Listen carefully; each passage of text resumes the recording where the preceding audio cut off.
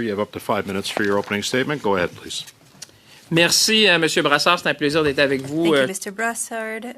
I'm pleased to be here with you and colleagues today. As you mentioned, I am here today to describe the measures that my team and I have taken to prevent any potential conflicts of interest regarding the Federal Crown Corporation responsible for developing the high-speed rail project. Earlier this year, news reports suggested that someone close to me had been hired as an employee of this Crown Corporation, which is a wholly owned subsidiary of the Government of Canada and reports to the Parliament of Canada through the Minister of Transport. However, the relevant facts date back well before the publication of these articles. On July 3, 2025, the Office of the Conflict of Interest and Ethics Commissioner was informed that someone close to me had received a job offer from the aforementioned Crown Corporation. I then contacted the office directly and was told that no risk of a conflict of interest arose from the circumstances in question. Several months later, further exchanges with the office confirmed this same conclusion. Despite these repeated confirmation that no conflict of interest existed and that no screen was required, I nevertheless chose, out of an abundance of caution, to implement and maintain an ethics screen to avoid any appearance of a conflict of interest and to assure Canadians of the integrity of the decision-making process, as evidenced by the letter dated September 10th, 2025, a copy of which was duly sent to the Office of the Conflict of Interest and Ethics Commissioner. Colleagues, I have acted in the same manner in which I have always carried out my duties as a Member of Parliament and as Minister, with rigor, integrity, and in accordance with my obligations. I have had the honour of working with some of you for over 10 years, just like you, Chair. But I hope and believe that you will all agree that, like all of you, I have always demanded impeccable ethics from myself and my team. Nevertheless, and despite the proactive measures taken and the Ethics Commissioner's unequivocal response regarding the absence of any risk of conflict of interest, this matter has nonetheless given rise to unfounded accusations, even defamation, and partisan maneuvers. In light of these allegations, I would like to highlight several important facts. The plan for a high-speed train serving the north shore of the St. Lawrence River in the Mauricie region is not a recent development. 5 years before my election as a member of the National Assembly and 15 years before someone close to me joined the government-owned corporation, economic stakeholders in the Mauricie region were already promoting the project.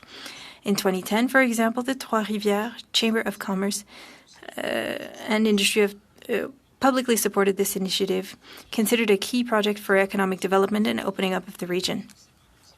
Funding for this project was also announced by the former Prime Minister Trudeau in February 2025 while I was serving as Minister of Industry, well before the events and circumstances being discussed today.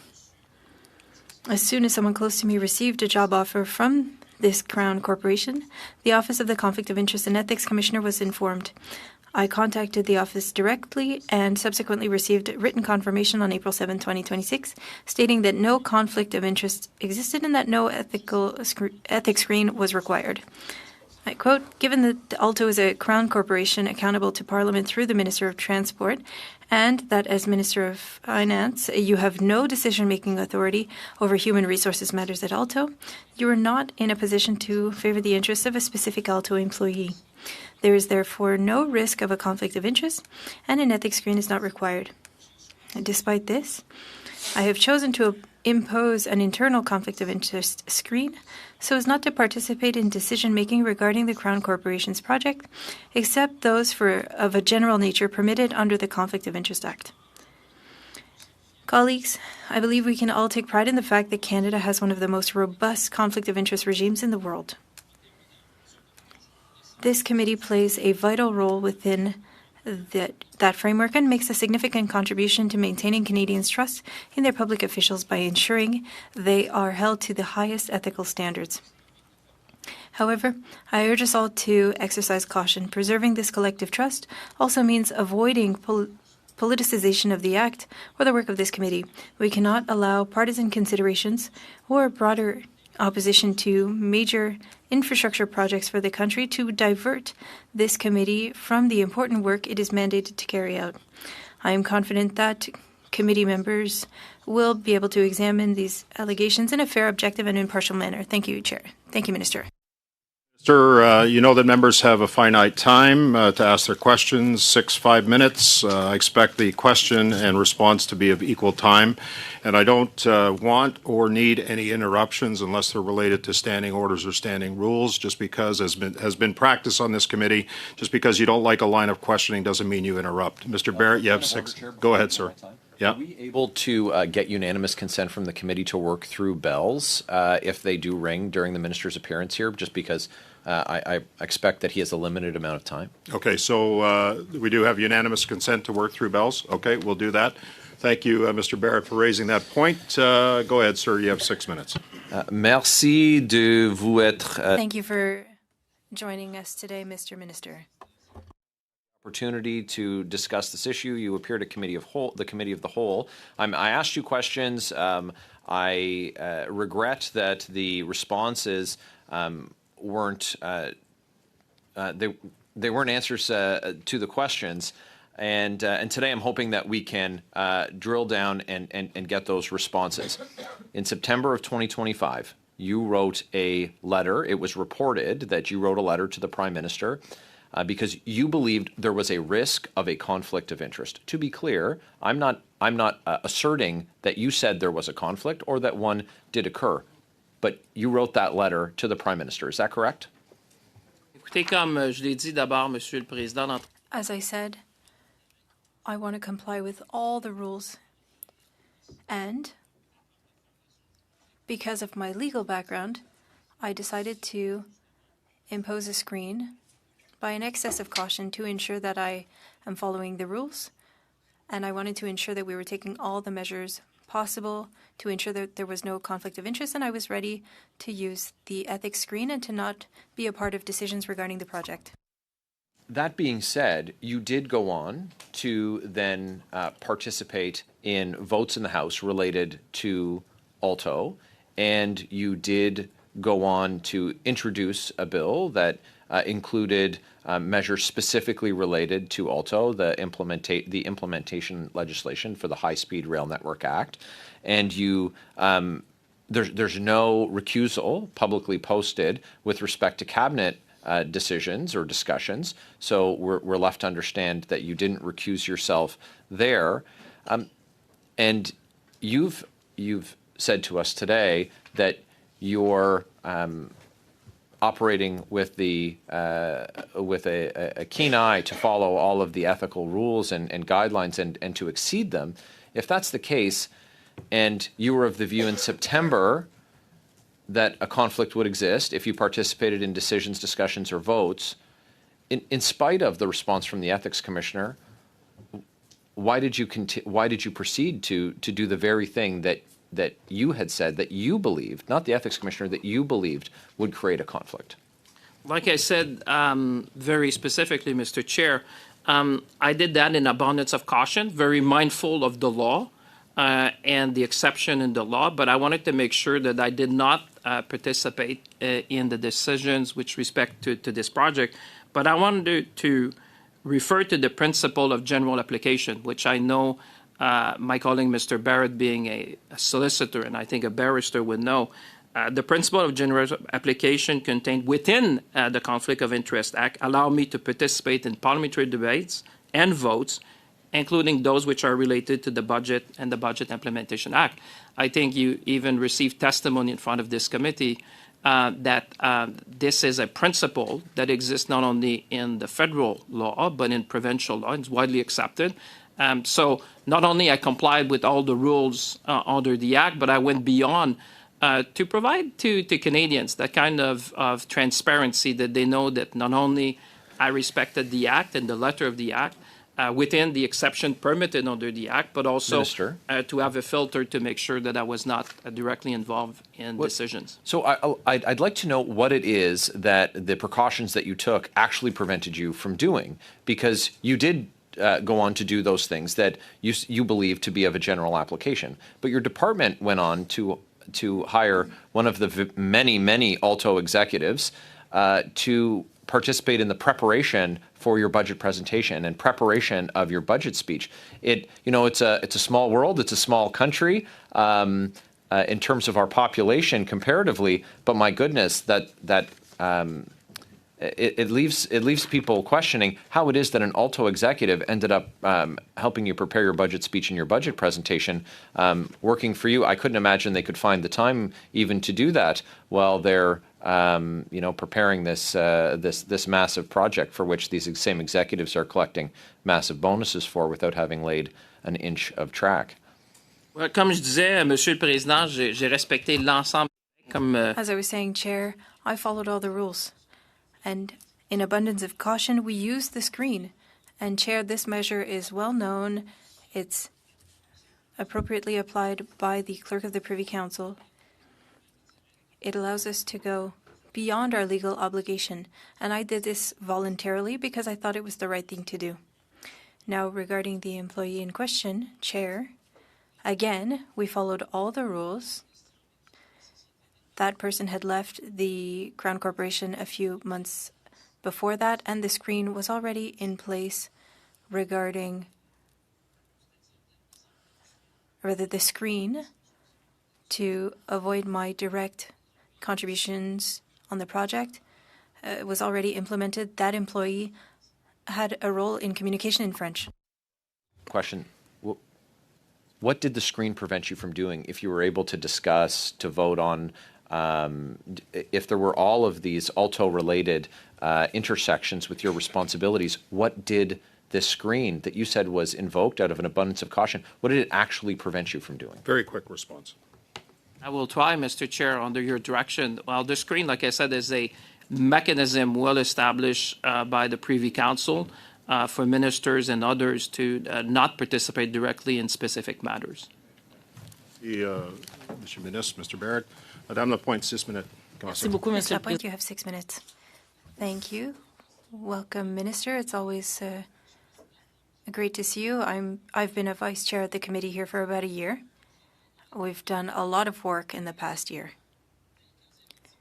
As you said earlier, it was one of the promises in the electoral platform to have this ALTO high-speed rail. As you know, my riding is south of Mirabel, and so I am very aware of what's going on with the ALTO project, and I could speak about it at length, and I have done so. It will be going through my riding. It's a project that most Canadians support. We need to find a way to respond to people's questions.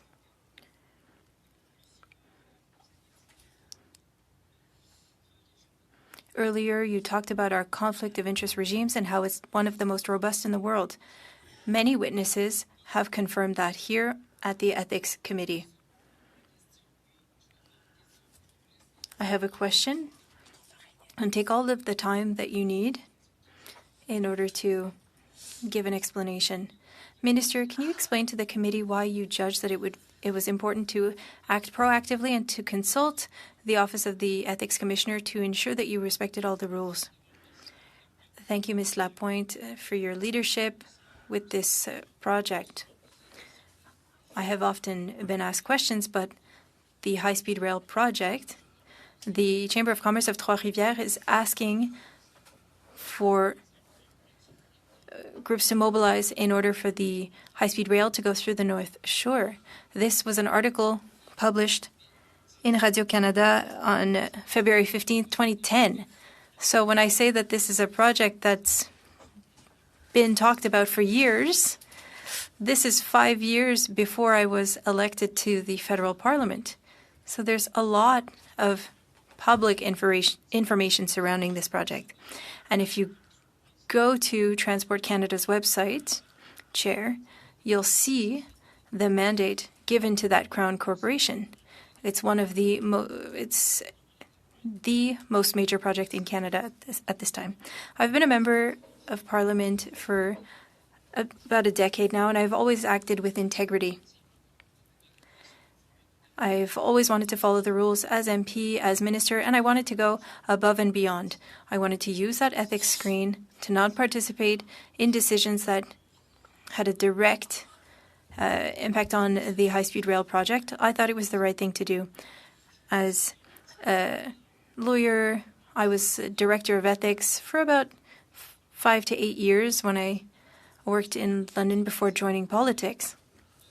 So I have intimate knowledge of processes that need to be implemented, yes, in the public service, but also for larger businesses. And the trust that Canadians have is important. I did this because I wanted Canadians to trust in our system. We have a regime, as you said, that is one of the most robust, most exhaustive of the G7 countries and of OECD countries.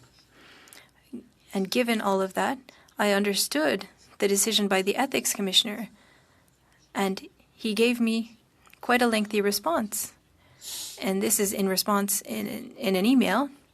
There is no risk of a conflict of interest. The screen is not needed. And this is a communication that was sent to me when I asked to confirm, and that was received in April 2026. So, following the rules is important, and as a minister, I wanted to go above and beyond and use the screen. And as I said to Mr. Brassard and members of the committee, this process has been established for a few years now. I have seen many screens of this type used at different times, and I think it's the right thing to do. I think that the committee should trust that in this file, we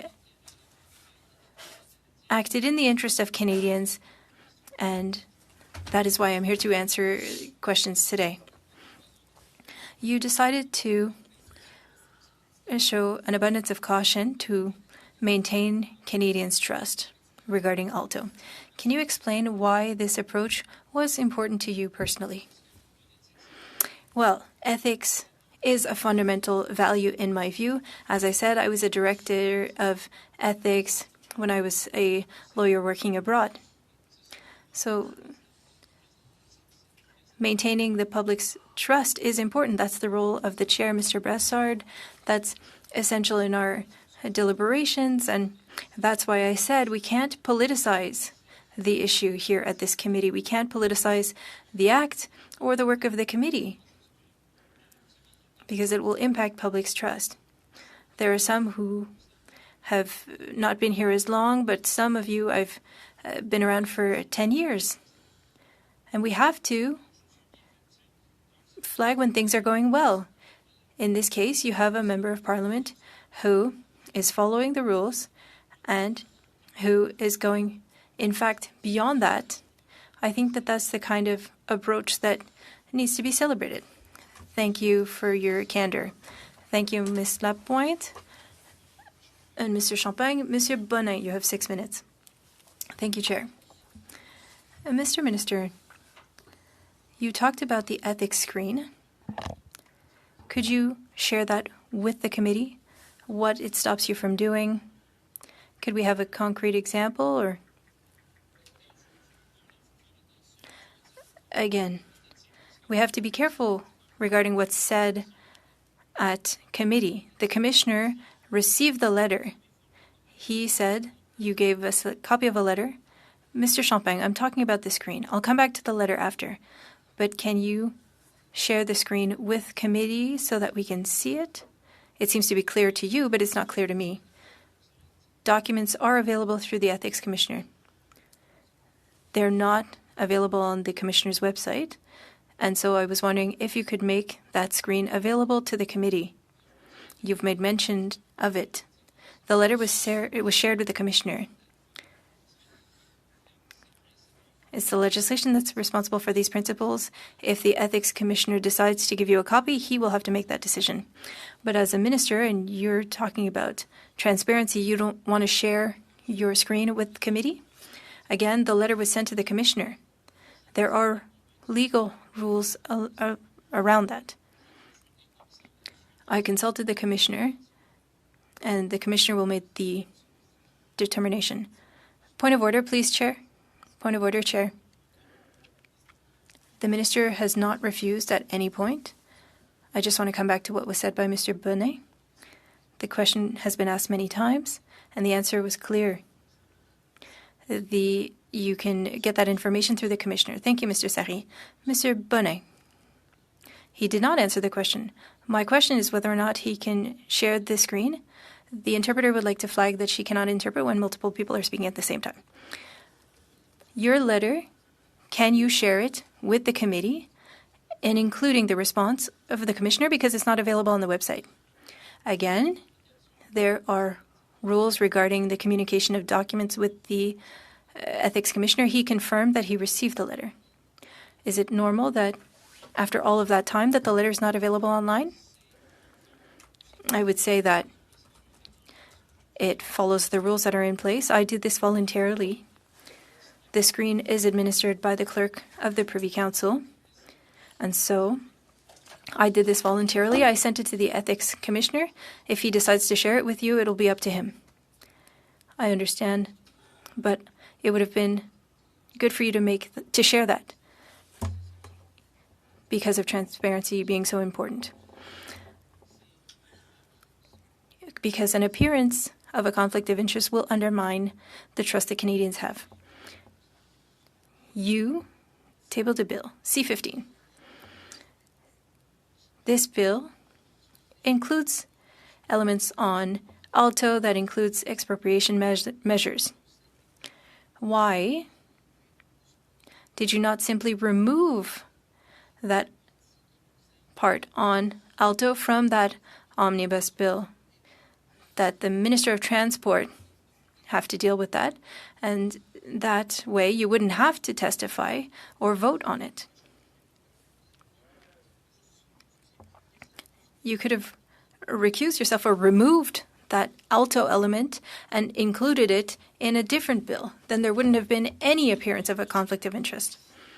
Chair, I'm going to quote a message that came from the Office of the Ethics Commissioner. The Commissioner on April 7, 2026 at 4:36 p.m. said, given that ALTO is responsible to Parliament through the Minister of Transport, and because as Minister of Finance you don't have any impact on human resources at ALTO, you could not have an impact on that person, and so there is no conflict of interest and the screen is not required. That was in the words of the Commissioner. Thank you, Minister. But the Commissioner stated that you have no decision-making power on HR decisions for ALTO. But that's not the only issue. The issue is that you're a government making decisions for ALTO that has extraordinary expropriation powers and that can lead to an appearance of a conflict of interest. That's what we're talking about here. Do you not see that people could be asking questions? Your wife is a VP and you're making important decisions that would give ALTO expropriation projects and billion-dollar contracts will be signed. So I understand that they're saying that you don't have an impact on HR decisions at ALTO, but do you not see why people might think there's a conflict of interest? Again, Chair, allegations were made that are false. I would invite Mr. Bonnet, who is not a lawyer, to consult a lawyer, because you're making allegations that are non-founded. Inaudible for the interpreter. Monsieur Bonnet, laissez le ministre répondre parce que... Mr. Bonnet, you're going to have to let the minister respond, because the interpreters cannot interpret two people at the same time. I came to testify before this committee, and I focus on the facts. I'm a lawyer. I share the facts. Allegations were made, and they're false, and they're non-founded. The legislation is clear. You can look at Section 6.1 and 6.2 on the conflicts of interest, and they will help you analyze the situation further. Also, and I could come to... I see that you're telling me to move on, but I am compliant to all of the rules. Thank you, Mr. Chair. Minister, you moved, spoke on, and voted on measures to advance the ALTO project through the Budget Implementation Act in various ways and means motions. Now, you spoke about matters of a general application. I want to specifically look at the February 25th, 2026 vote in which you voted in the House of Commons against motion number 44 to delete clause 191. You voted against that specific motion, correct? Mr. Chair, like I said, I comply with all the obligation under the Act. And the answer, Minister, is you did vote against that motion. That was very specific to delete clause 191. Now, what was in clause 191? The High-Speed Rail Network Act, to delete that from the Budget Implementation Act. Now, Minister, just to confirm, the High-Speed Rail Network Act dealt exclusively with ALTO, correct? Monsieur le Président, comme je l'ai dit, je me suis toujours conformé. As I said, Chair, I have always followed all of the rules. My colleague understands as well 6.1 and 6.2, Section 6.1 and 6.2 of the Act on Conflicts of Interest. Dealt specifically with the High-Speed Rail Network Act, and that act dealt exclusively with ALTO. So you said that the ethics screen was in place to prevent you from making decisions, discussing, or voting on matters related to ALTO, with the caveat that that did not extend to matters of a general application. Motion number 44 was not a matter of a general application. It was very specific. It was specific to advancing the ALTO project, nothing more and nothing less. Isn't that right? Monsieur le Président, encore là, comme je dis, je me suis conformé. Chair, as I said, I followed all the rules, and my colleague, I believe, is a lawyer. I would invite him to look at the different modalities of the legislation and the jurisprudence on general application rules and conflicts of interest, and how it allows MPs to participate in votes and debates. This is a principle that is well established not only here in Ottawa, but is included in provincial legislation, and it's among best practices. Minister, if that isn't specific, if that doesn't relate exclusively to ALTO, then what could be more specific than that? Than a clause to delete advancing the project?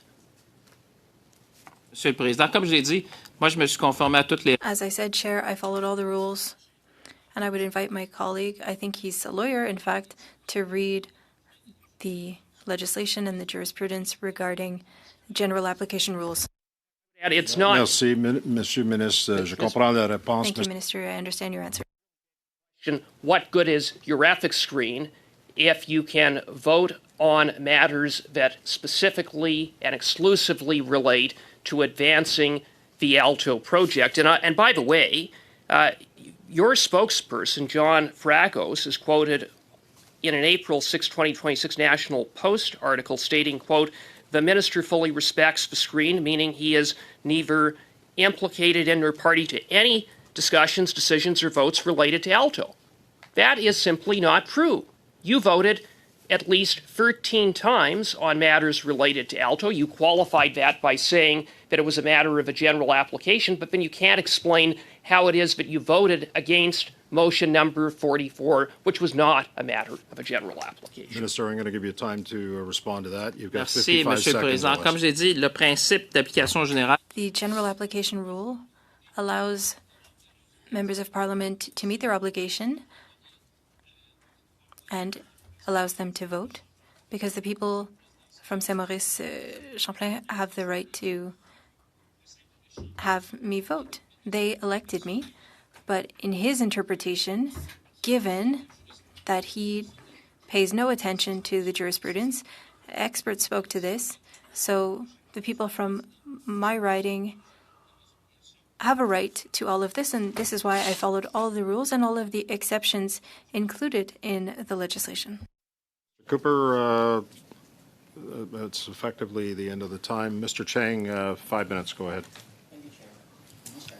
Can you confirm discussion regarding high-speed rail began long before your election to Parliament and long before you became Minister of Finance? Yes or no? Ouais, effectivement, Monsieur Chang, écoutez, il y a un Indeed.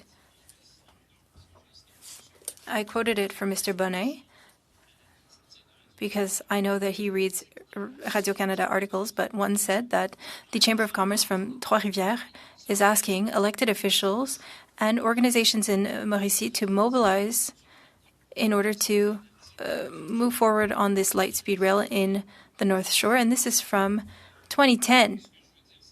So, the high-speed rail project. You live where I live.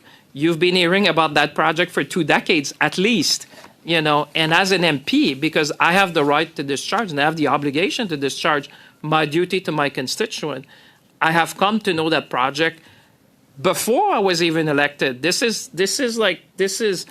5 years before I was elected, you know, and way before, obviously, I became Minister of Finance. Like I said, if you've been living in that part of the country, you've been hearing about that project, that not only you've been hearing about it, but as you said, you heard me quoting, but the Chamber of Commerce and civil society has been asking for a project like that. But when I took my role as Minister of Finance, I had to put the proper safeguard in place, which I did. But like I said, I have knowledge of the project just because of public knowledge. It's very well known in my parts of the country. Thank you, Mr. And can you also confirm that the entity now known as ALTO was created in 2022, several years before the events being discussed today, and at the time when you were serving as Minister of Innovation, Science and Industry? Ouais, écoutez, moi je vais lire parce que vous savez, moi devant le comité de l'éthique, il faut être très. As you know, we need to share facts at the Ethics Committee. So I have the mandate that is available online. It says, in March 2022, the Government of Canada published a mandate for Via Rail to focus on a high-speed rail, and also includes ALTO. It also mentions that the high-speed rail project is one of the most important in Canadian history, and it would take about 1,000 kilometers of rail, and this is a very readily available online. This is public information. Sure. And for the benefit of this committee, could you clarify the reporting relationship between ALTO and the Government of Canada, and which minister is responsible for the oversight of the Crown Corporation? Ben, écoutez, ça me donne l'opportunité, puis je vais le faire en anglais parce que je I'm pense. going to respond in English because I think it's great to have it in both official languages.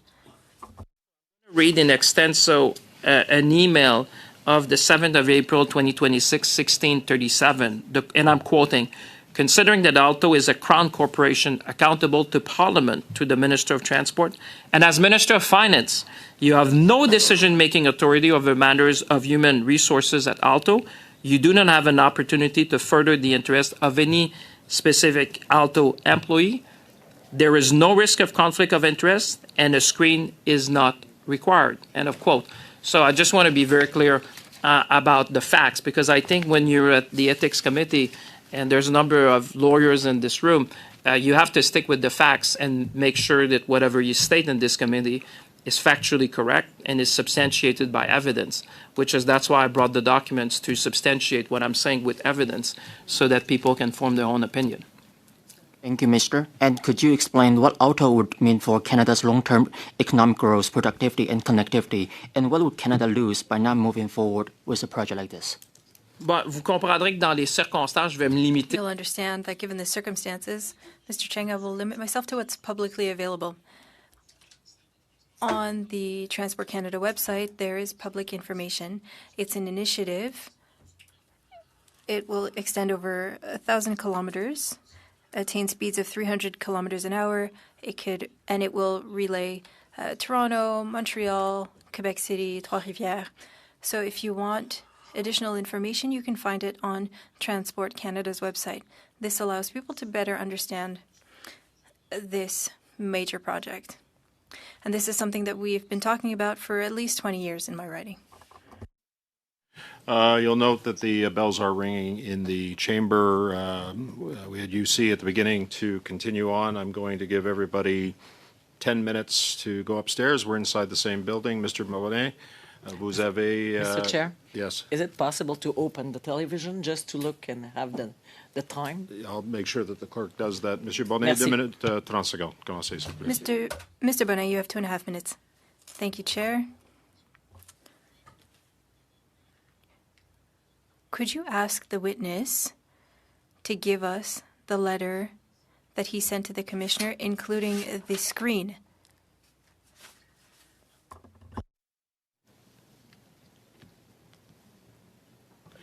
Si nous besoin de... If we want the letter, we need a motion from the committee, and the committee needs to support the motion. So it's not up to me to ask the minister to ask for that. That is not my responsibility as chair to ask for the production of that letter. So I would then propose a motion that the committee requests that the minister make the letter public and the ethics screen that was applied. I think that it is of the public's interest. That was the motion moved by Mr. Bonnet. It's now open for debate. If there are no comments, we can move to a vote. We're going to go to the vote. Do we have unanimous consent on the part of the committee for the minister to produce the documents that Mr. Bonnet has asked for? We don't? Okay, so let's go to a vote then. Madam Clerk, call the vote. The vote on the motion just moved by Mr. Bonnet. Wait. Mr. Alsaud. Ms. Jagger. Oh, his commentary from the chair. Mr. Chang. Monsieur Sari. No. Madame Lapointe. No. Mr. Barrett. Yes. Mr. Cooper. Yes. Monsieur Hardy. My mic is on and I say yes. Monsieur Bonnet. Oui. Yeas 4 pour 4. Nays 5 contre 5. Okay, so the motion for the minister to produce the documents to the committee has been defeated. Monsieur Bonnet, 25 secondes. C'est tout. Monsieur That's all the time Champagne, you have left. Minister Champagne, I think that the executives at ALTO and your wife is a part of that. Did they receive a bonus? Do you know if she received a bonus? Chair, I'm not sure what the member is speaking of. But what I can say is that the letter was received by the Ethics Commissioner, and it was confirmed by the Commissioner that he received the said letter. The Ethics Commissioner had all of the information, and he will have to decide. Thank you, Mr. Bonnet. Mr. Hardy, you have 5 minutes. Thank you, Minister, for being with us. You talked about rigor, integrity, transparency. You said that your goal was to respect your obligation, so you sent a letter to recuse yourself. The definition is to remove oneself from a potential conflict of interest.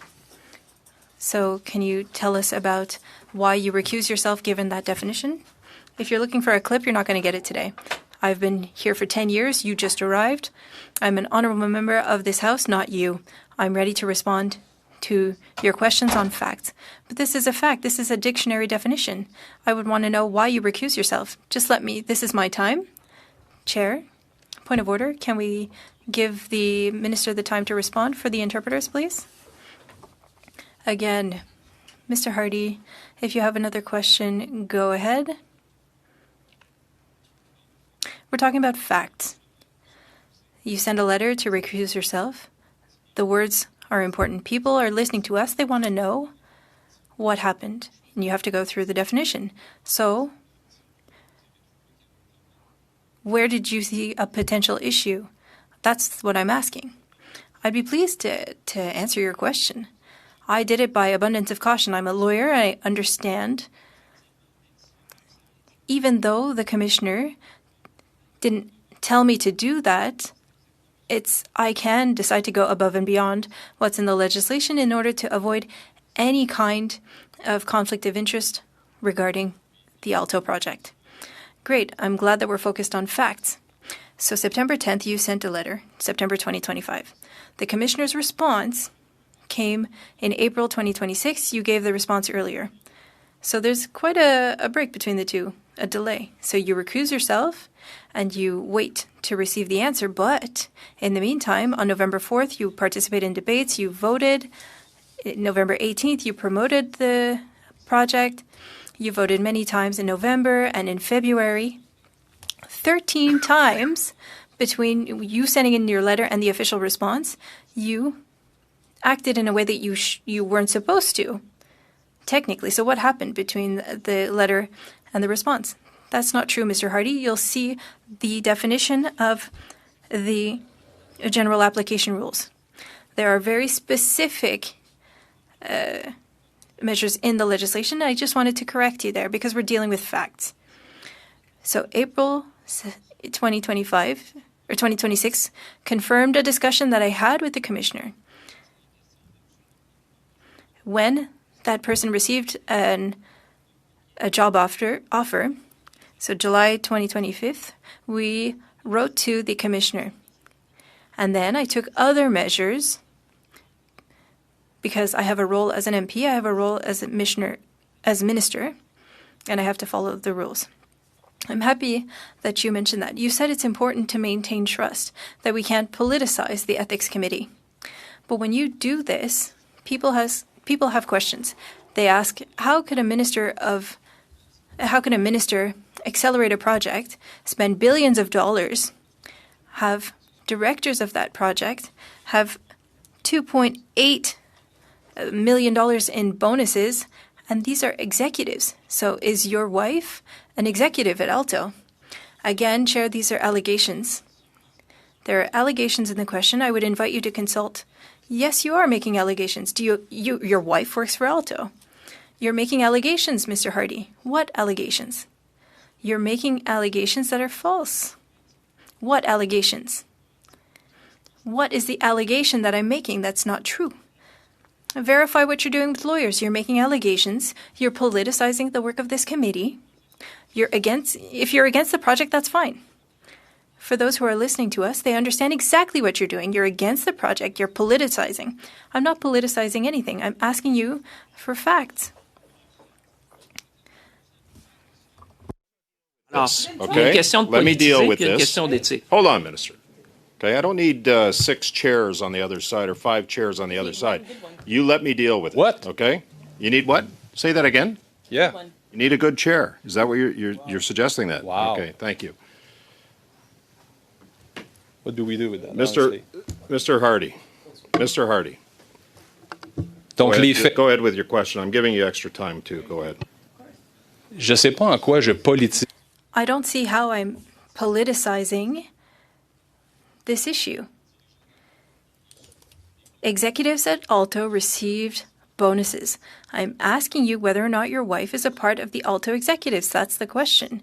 Because if Canadians know that that's the case, they know that your household will benefit from that money, and you're going beyond the general application. Mr. Hardy, please give the time to the Minister to respond. Thank you, Chair. I understand that at committee sometimes things get heated, but as you said, we all need to stay respectful. Mr. Hardy, I'll answer you, and I will quote the Ethics Commissioner, because you're making allegations, and you should consult lawyers.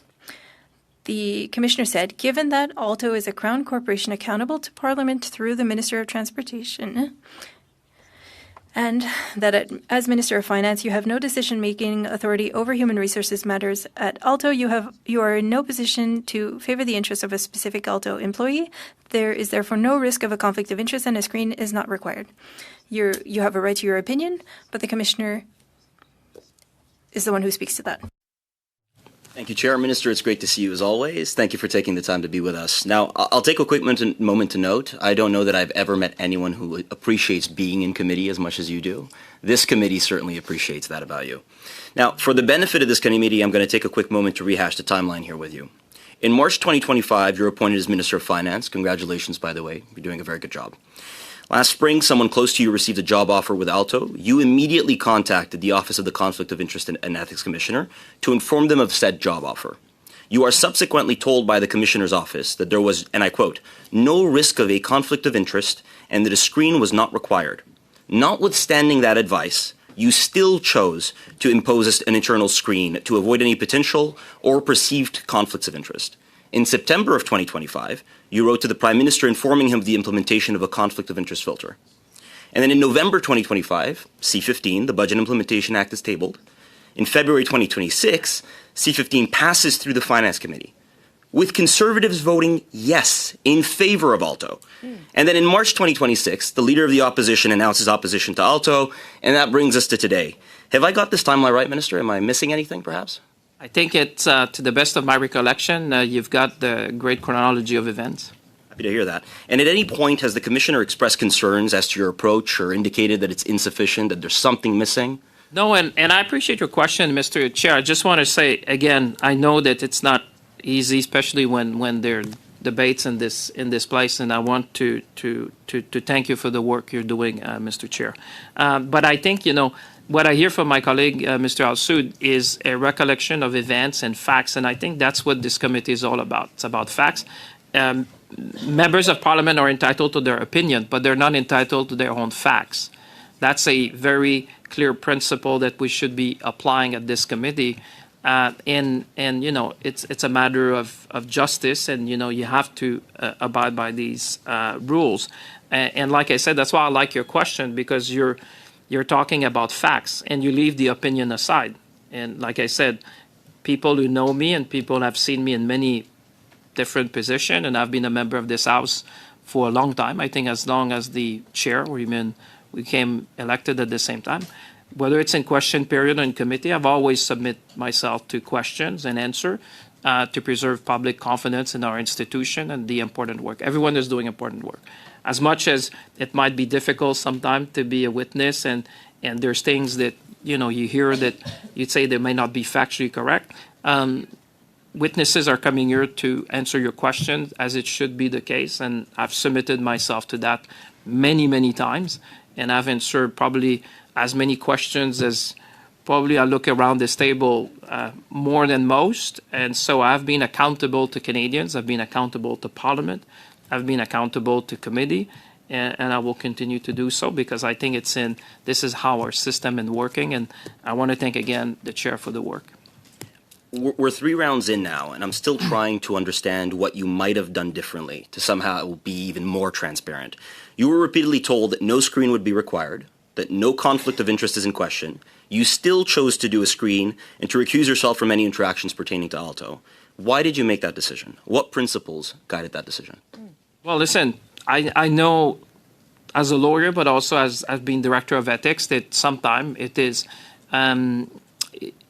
my own choice to go beyond, to avoid any perception of any conflict, despite the fact that the arbitrator, and for Canadians who are watching tonight, there's maybe different views who's asking the questions and the lead up to that, but the arbitrator of what the code is asking of me, as much as anyone in this room, which is at the table, is the commissioner. He's the arbitrator of all that. None of us are. He is. And when an MP does everything he can, contacting them, proactively contacting the commissioner, asking him for guidance, asking him for advice, the advice is being confirmed in writing. Then you put a screen and you voluntarily copy the commissioner, so he would have the copy of the letter, so he would be able to say to anyone whether he's satisfied or not. And then he confirmed reception of that letter. I would say, humbly to this committee and to you, Mr. Chair, when one has done everything that one can do to respect all the rules that apply to me and all these members around this table, one should take stock of that and say someone has done what he should do, and we should not politicize the rest, because that's not the role of this committee. I appreciate people may have different view about different things, but this is about, the rules, the articles that are in the code, and the arbitrator, which is the commissioner. Okay, thank you, Mr. Al-Soud. Mr. Hardy should be able to take us up to 5 minutes, and then when we come back, we'll have one more round of 5 minutes. Go ahead, Mr. Hardy. Merci, Monsieur le Président. Moi, je suis juste un simple kinésiologue. Thank you, Chair. I'm a kinesiologist and I've been here for about a year. I'm not a lawyer, but there are things that I find strange and I wanted to ask questions about it. I'm happy that you talked about the commissioner because the commissioner asked us to include the appearance of a conflict of interest in the legislation, and the appearance of a conflict of interest is what we're talking about here. So we want to include it in the report. We have just asked for a document, but you have all refused that we access this document. You're saying that it's so clear, why can't we have it? But all the Liberals just voted against. My last question is on your speech. $12,000 for a speech written by somebody who works for ALTO. Perhaps my question is simple. How can you ask an employee to write a speech that has to do with promoting the company that they work for and then having taxpayers pay for that? So how do you influence, how is that going to influence the project? Mr. Hardy, I have a lot of respect for you, and I'm happy that there are a lot of people like you who are coming to Parliament. But again, you're making allegations, and I'm asking you to be prudent. Did you not pay $12,000? You made allegations. That person was not an employee for a long time. That's why I'm saying it's allegations. Well, how much time? That's what's concerning. I'm trying to help you because you're making allegations. For those who are watching us, they've heard these allegations and they're unfounded. There would be an objection if we were in the courts because you don't have any facts. That person had left for months. We followed all of the rules regarding contracts. The screen was in place. So that's why I'm saying that you should be prudent. I understand that you have the right to ask questions, but I do invite you to be cautious because you're saying things that are not true. Well, the proof is that that person, if she had just left but she worked for ALTO, or they work for ALTO and you paid $12,000 for their speech, I understand that you're saying, well, the legislation allows you to do certain things, but Canadians are watching this and they're losing trust in their institutions. And you said that your role is to maintain trust in institutions, but unfortunately, since I've been here, Liberals are always putting themselves in positions where people start to wonder. You have a responsibility, Mr. Minister. That's your opinion, Mr. Hardy. I meet a lot of Canadians who don't share your opinion, and that's why we need to make a distinction between opinions and facts. That's your opinion, and if you're making allegations, just make sure that you can back it up. You need to share facts. We have a privilege to be here at this committee. This is the Ethics Committee, and facts need to lead. Did you pay $12,000? Did you pay someone $12,000 to write a speech? That's a fact. Again, that's an allegation. If you're talking about the Department of Finance and we paid for a service from someone who helped us to ensure that the French in the speech, but also in the entire budget process, so that person helped us ensure that everything was done correctly and that follows all of the rules. And it happened in previous budgets as well. So you are saying because of the rules, you hired someone who cost $12,000 to verify the French, and you'll see that elsewhere? That's not what I said. And again, you're making allegations. But I'm trying to understand your response. If I can't understand, imagine for other Quebecers. People understand what you're doing. People know what you're doing, and people will see what you're doing. You have a right to ask questions, but you can't invent facts. You have a right to your opinion. I'll give you that. But you can't invent facts. 45 seconds, Mr. Hardy. $2.8 million were given to ALTO, to executives for bonuses. Is that not true? Even though nothing has been built yet. Is that a fact? Can you share the answer? Chair, I'm here to speak to issues regarding what the committee invited me to speak to. I've repeated it many times here and in the House. For those at home, the Conservatives asked me questions for about an hour last week. I answered all of their questions. I'm doing it again today, and I think I'm showing transparency, Chair. I answered all of their questions. And while we attend to votes, we'll be back, and Liberals will have 5 minutes when we get back, and that'll conclude the first hour. Okay, so they do have a vote. Let me double check to see what the vote is. Dun, dun, dun, dun, dun. Vote call for 10 minutes. Okay, for C25. Okay. Let's see what else we can watch in the meantime. I think Carney's about to do a presser.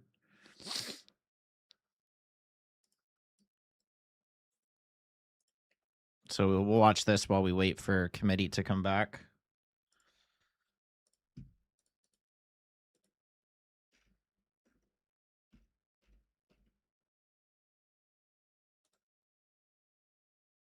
That was brutal, though.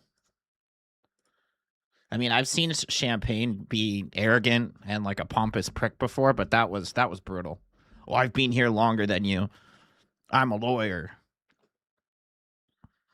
You're not honorable. Like, bro. Cooper's a lawyer. Barrett's a lawyer. You don't see them saying that every frickin' 5 minutes. Oh, I'm a lawyer. I'm a lawyer.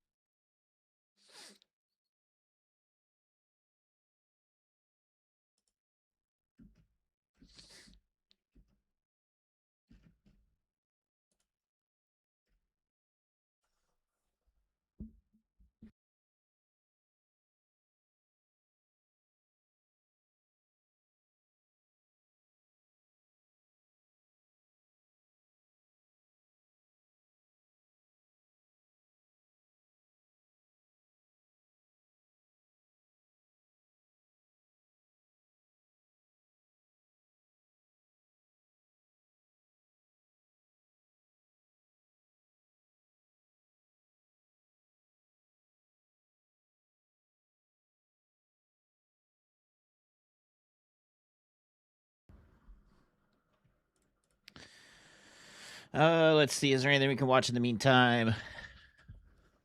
Dun, dun, dun, dun, dun. No, all the committees are suspended. House is voting. 6 minutes on the vote call. Oh, Milo, thank you so much for the super chat. It's clear he was being defensive because he knew he messed up really badly. It's going to come out one way or another. Yeah, I mean, just how is it an accusation when it's a simple fact? Your wife works at ALTO. Like, this isn't a difficult thing to comprehend. A frickin' 4-year-old could comprehend that. Is this presser happening in a pretend food bank? Yeah, actually, that's true. This does look like a food bank, but it looks like it's in a garage. But I think some food banks are like that, so I don't know. What is his presser for? Let me see. Because I know he flies out right after this. So he's announcing new measures to build a stronger, more resilient, more affordable food system for Canadians. Yeah, okay. Coming from the guy who's about to spend like $100,000 on in-flight catering for the G7 summit.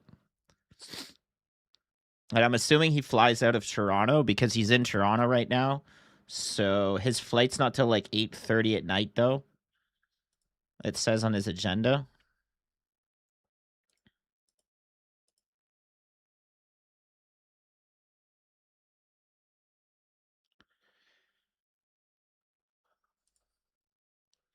And the vote call is now down under 5 minutes.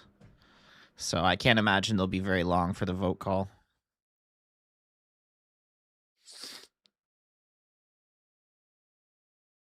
This sounds like government-owned grocery stores. I mean, there have been talks about that.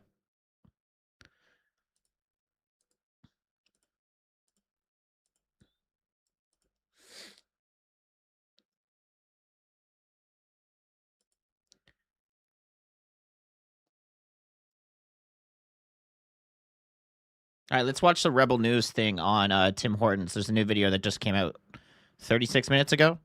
So while we wait for Carney to come to his fake food bank presser, we'll see what. Okay, so folks, it's what David's gotta 5 say here. days after we reached out to customer service of Tim Hortons.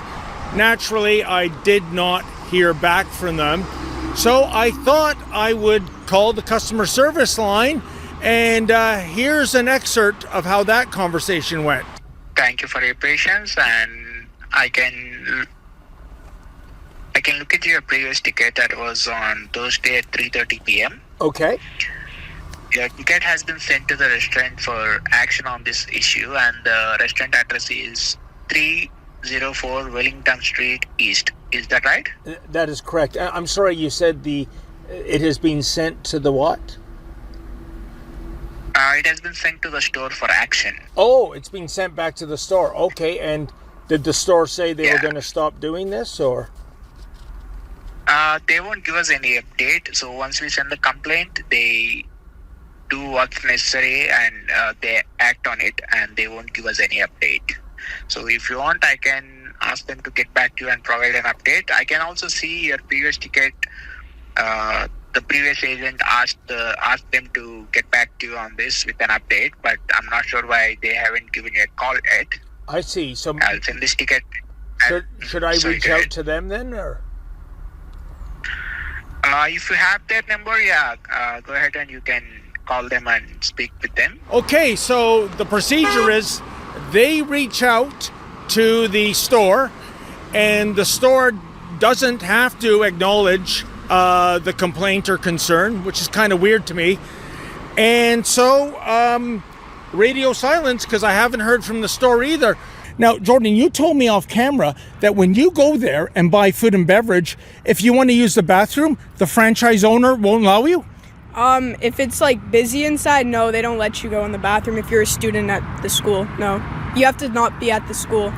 But what kind of outrageous discrimination is that, especially if you're a paying customer? I'm not really sure. That started from about like a year ago that this started happening. I think some kind of mess happened in the bathroom like one time, and then they just kind of locked the doors. You can go to the front and like ask and be like, hey, can I use the bathroom? And sometimes they'll let you, and it really depends. It's not 100% guaranteed. If you were to ask them, why can't I use the washroom? I have to go to the bathroom. What will they say? Sometimes they'll just say like no school students, and they'll just tell you to go back to the school. So I thought I would call the store. I asked for either the owner or the manager. I ended up with a supervisor. I don't think he gave his name. And when it came to the question of young people and being able to use the washroom, even if they're paid customers, well, he said something very telling. Here, check it out. It's about your restaurant not letting young people who are paid customers to use the washroom. The high school students? Yeah, that would include the high school students. So usually if they buy something, we let them in, but not the ones that aren't buying anything. Well, that's not the information I have from one young lady who did buy food. When the big rushes come in, we don't let any in, because they destroy the washroom every time. Oh, okay, well that's different. So whether or not they buy food and beverage, they still can't get in if you're busy. Is that correct? Because they all go in groups and destroy the washroom. We've had a lot of damage done, and unfortunately we can't pick and choose which ones are the ones causing it, because we can't have cameras in there or anything.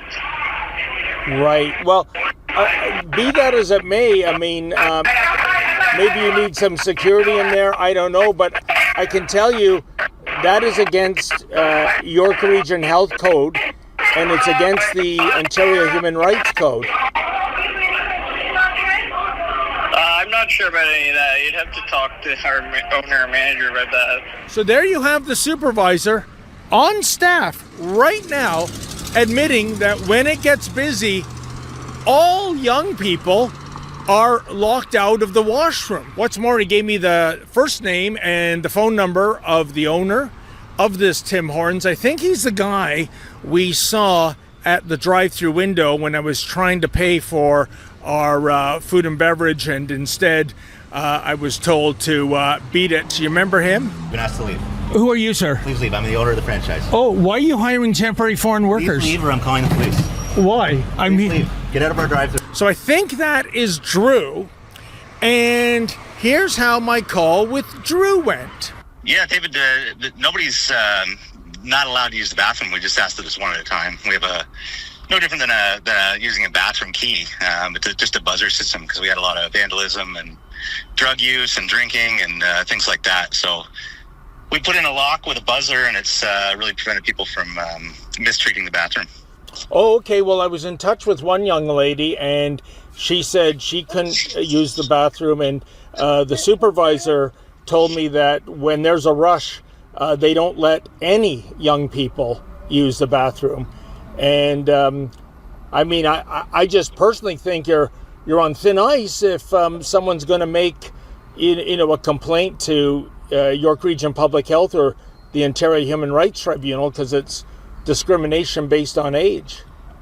Like I said, everybody's free to use the bathroom. It's just a one-at-a-time policy. We have a buzzer. They just have to come to the counter and ask, and we buzz them in. Nobody's not allowed to use the bathroom. Oh, okay then. Yeah. Well, I guess it's a he said, she said kind of thing. I'll reach out. I'll clear it up and make sure the staff knows, so there's no misunderstanding. But it's our policy. Everyone use it. It's just one at a time. Okay then. The other thing I'm curious about, why, going back to Thursday, when I was standing on the sidewalk outside your Tim Hortons, why was the York Regional Police called? I'm not sure about that, David. Thanks for your time. We have no more comment. Oh, okay. We have video evidence of that. Was it something I said? When he says that nobody is prevented from using the washroom, when indeed the supervisor, just minutes before I called Drew, said that all young people are locked out. That's how this whole cycle of stories got started, wasn't it? We caught your senior executives in the midst of a lie. We caught them saying we're going back to hiring Canadians, when in fact they're full pedal to the metal on temporary foreign workers, when in fact the CEO is registering as a lobbyist to make sure that the temporary foreign worker program remains as loosey-goosey as possible so Tim Hortons can continue to exploit it. So what I'm saying, Drew, is you being a liar, you're going to go far in this company. You might be the next CEO in 5 or 10 years. Well done. Well played. For Rebel News, I'm David the Menzoid Menzies. You gotta love David Menzies. That's great. Let me check the votes. Mr. Earl. Okay, Miss Fancy. so Miss they Fancy. shouldn't be more than Mr. 5 or 10 Fanjoy. minutes here. Mr. Fanjoy. We'll be back Miss to Harris. committee. Let's see what Carney's presser's doing. Oh, they're still just a giant circle jerk here in this fake food bank. Oh, we don't really have anything else to tune into and watch. Oh, actually, I guess we could watch this. I put this out while we were watching committee. What is Maloney doing here? But we could watch this. This was from yesterday. This was a bizarre question or bizarre answer from Carney's Mark Miller yesterday in the presser that we watched a little bit of. We didn't watch the whole thing. Include, I guess. Okay, and just to clarify as well, why decide to include, I guess, porn sites in this as well? And do you have any examples of the sites that this is going to be applying to? Or is the government going to have to set a definition of like what counts as a site that has enough porn on it that people shouldn't be on it or kids shouldn't be on it? Do you want me to talk to you about my experience with porn sites? I'm not going to, I don't think I'll fall into that trap necessarily, but I think that it isn't, this isn't about, first and foremost, regulating the internet. There are certain sites that are pornographic where user content can be uploaded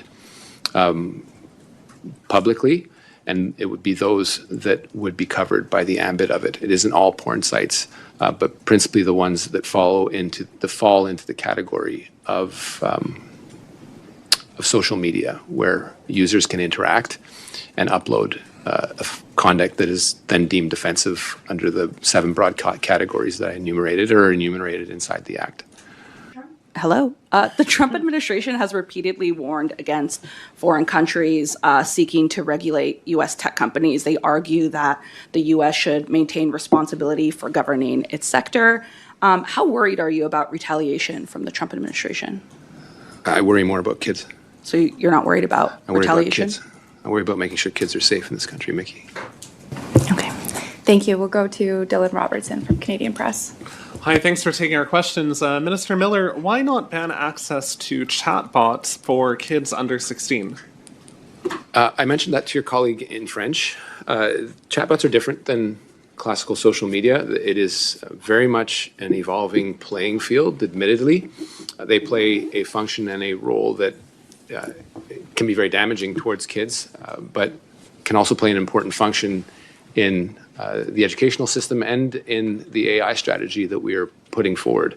I would say that whereas social media platforms classically have been studied for more than decades, less studied in the case of the evolution of chatbots. We're going to have to keep a close eye on it, but it did not feel appropriate to impose a minimum age restriction at this time. However, and this is the... Okay, that's really all I wanted to get out of that was, let's see how their press are started. Farming. Let's see What do you know about feeding Canadians? I said, let me tell you about the food terminal. I probably, in 32 acres in my riding, I feed more Canadians than most rural ridings in this country. And it's something I'm incredibly proud of. When I drive by here day in and day out, I think of all of the food, all of the produce, all of the flowers that are generated from this facility. If you drive around the GTA or the Greater Toronto Area or beyond, people's plates are filled with fruits and vegetables, their gardens are with flowers, and they came from the Ontario Food Terminal. And it all came from farms in surrounding area. If you go up north of Toronto, southwestern Ontario, and some of those great suppliers are here today. I see a lot of friends in this room who I'm so proud to represent and support, and I want to thank all of you too. But the reason we're here, and the reason the Prime Minister is here, is I'm going to invite Minister Heath MacDonald to join us in a moment, and his Parliamentary Secretary, my colleague Sophie Chattel, is with us as well, and I'm really pleased that she's here. Shortly after the Prime Minister asked Minister MacDonald to take on the agricultural portfolio, I said to him, you got to come to the Ontario Food Terminal. I only said it once, and a few weeks later he walked by me in House of Commons. He said, I'm coming to the food terminal. And he came here just a couple of months ago. We did a tour of this great facility with many of you who are here today, and he had the same reaction that I do every time I come, and everybody else does when they come through this facility. And he recognized that, and in a time when food prices are rising, that this place was ahead of its time. Because what it does for Ontarians and what it does for people across this country is remarkable. It puts food on their plates. And as much as I've talked about Ontario, Minister MacDonald is from Prince Edward Island, and he couldn't resist pointing out to me that there's a pallet of potatoes from Prince Edward Island right over there. So, Minister MacDonald, I just want to say how much I appreciate you making this happen, how much I appreciate you coming here today, and how much I know everybody here appreciates it as well. So, Minister MacDonald.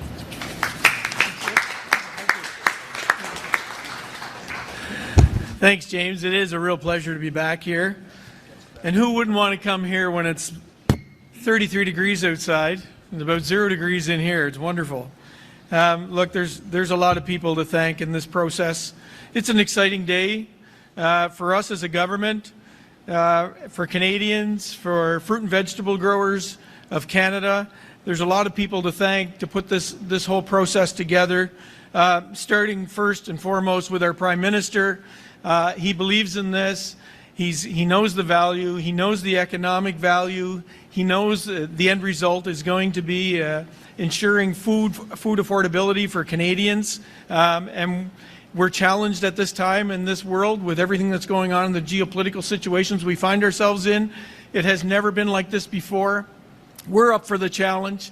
The growers, the ranchers, the growers that are standing over here to my left, the CPMA, they're up for the challenge. We're going to work together. We're going to make this happen. We're going to put more food on the plates of Canadians, affordable food and nutritious food. So first, MP Maloney, thank you for the opportunity to introduce me to this place. Ron Lemaire, CPMA, worked closely with Rod, and he's traveled around the world with me, actually.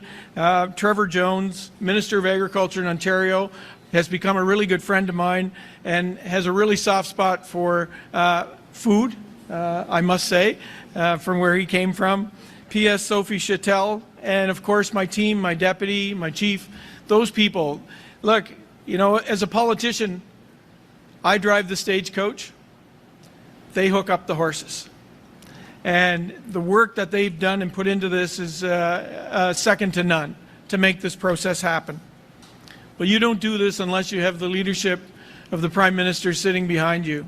And I can tell you, he's been superb in the support of all of this. This has come together relatively quickly because we know we have to act as soon as possible. For more than 70 years, Ontario Food Terminal has been critical to a link of food delivery. Starting every day well before the sun comes up, farmers help to bring fresh, local, affordable food to the plates of Canadians. They create jobs, contribute significantly to the economy and to the growth of Canadian businesses. From the small family farm, family-run grocery stores, markets, restaurants, etc., all the way to major supermarket chains. Today, the work being done across our agriculture and agri-food sector is needed, as I said, more than ever. Many Canadian families continue to face high food prices due to pressures around the globe and here at home. Meanwhile, Canadian farmers are facing historic instability on world markets. Our government is working hard to make life more affordable for Canadian families. And we're working to help our farmers and food processors get more of their high-quality food onto menus, shopping lists, right here in Canada. Prime Minister, I want to thank you for your leadership on this. The economic growth in the strong agri-food sector in Canada.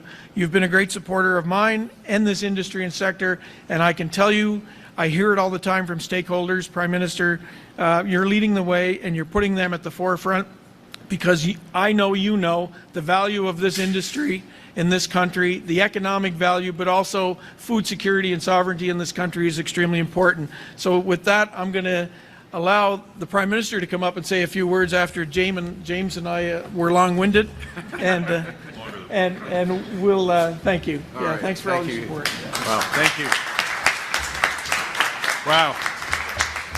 Wow, thank you very much, Heath. Thank you, Minister. If you think that was long-winded, wait. Just I hope you're sitting comfortably.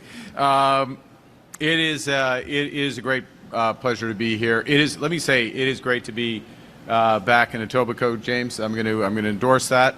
Not necessarily best riding in the country. Obviously, we all have our own ridings. Nepean for me, but my brother lives in Etobicoke. I spent a lot of time here over the decades, and it is a great place. And you're making it even better.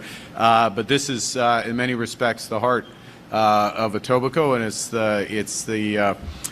it's the link to, as you say, the kitchen table across the GTA and beyond.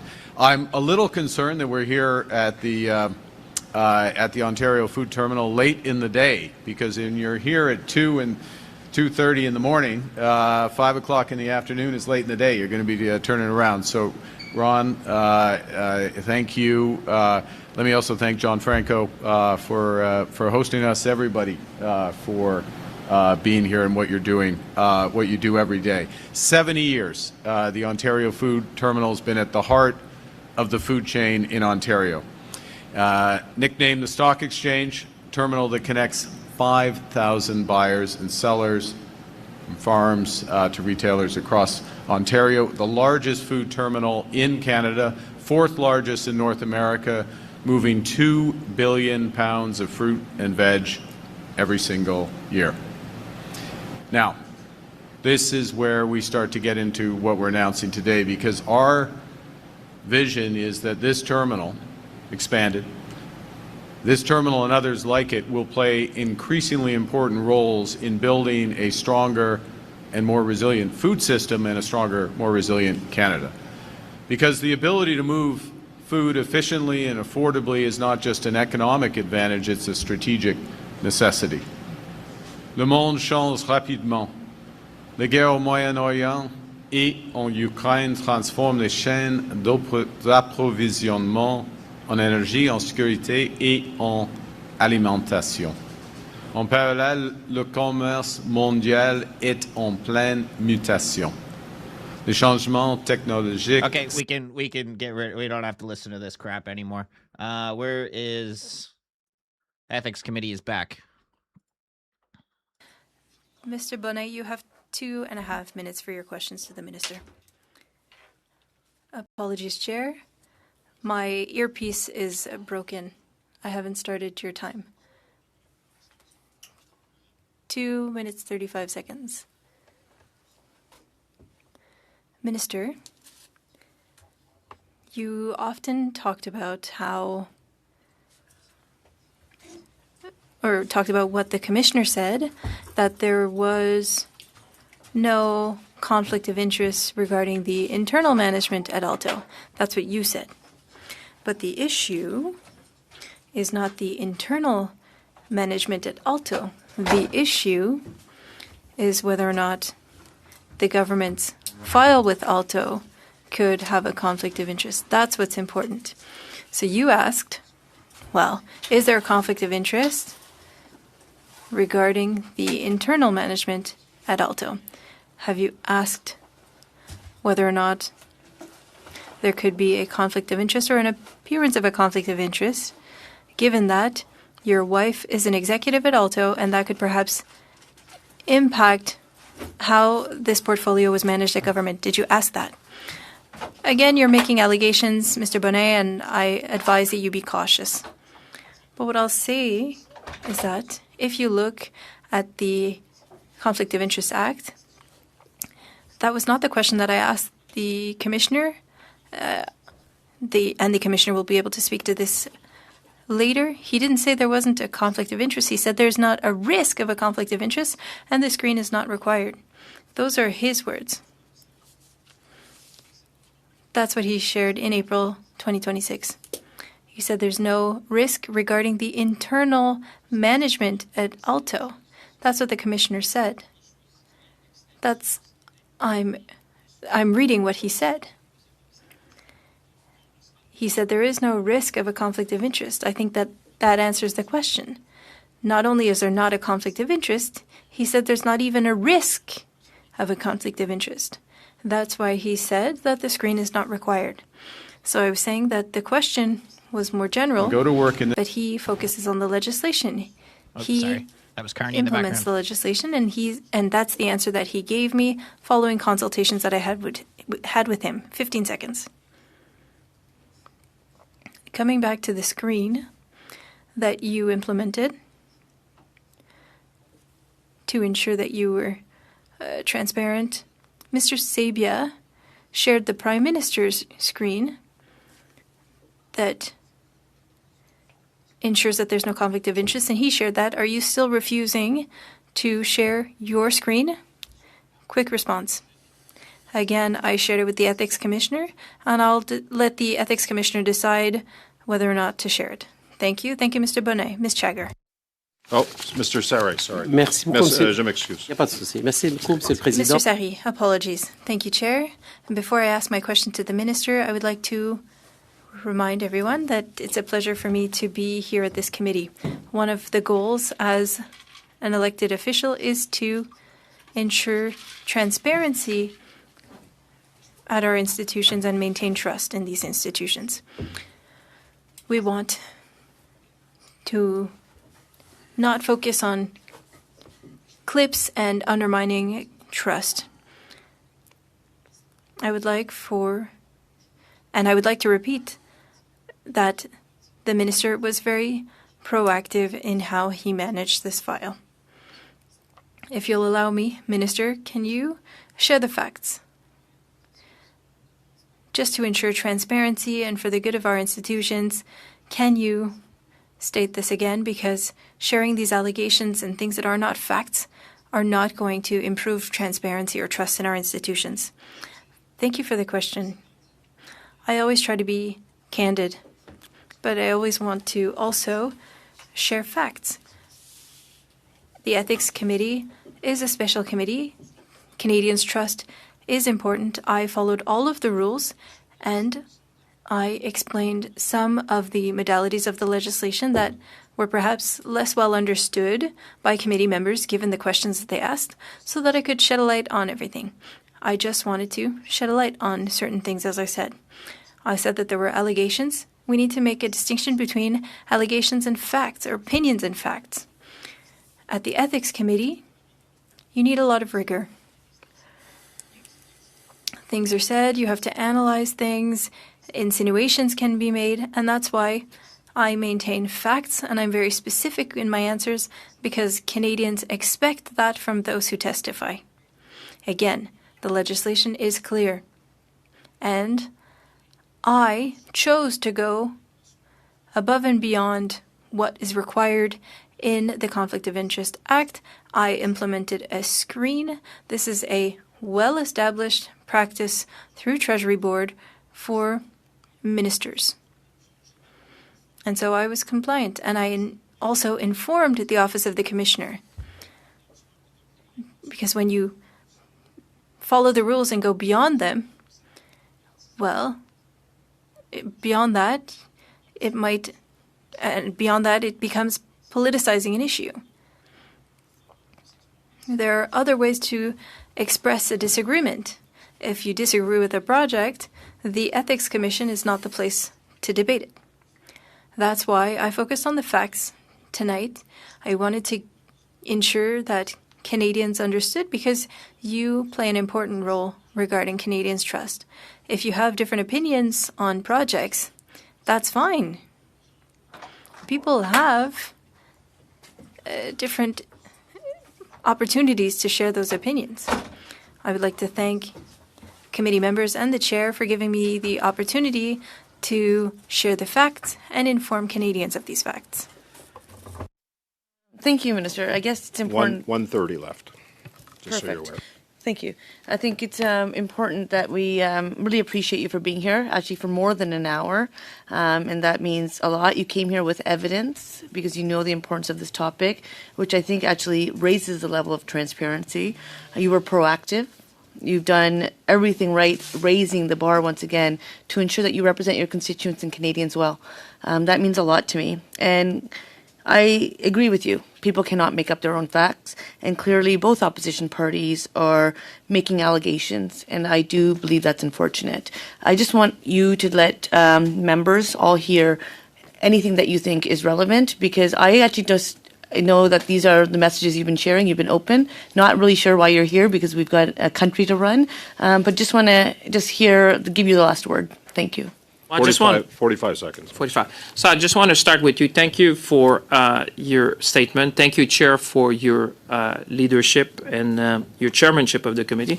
Thank you also to the opposition member. I mean, what I was asking today is be treated fairly, and that's what every Canadian would expect.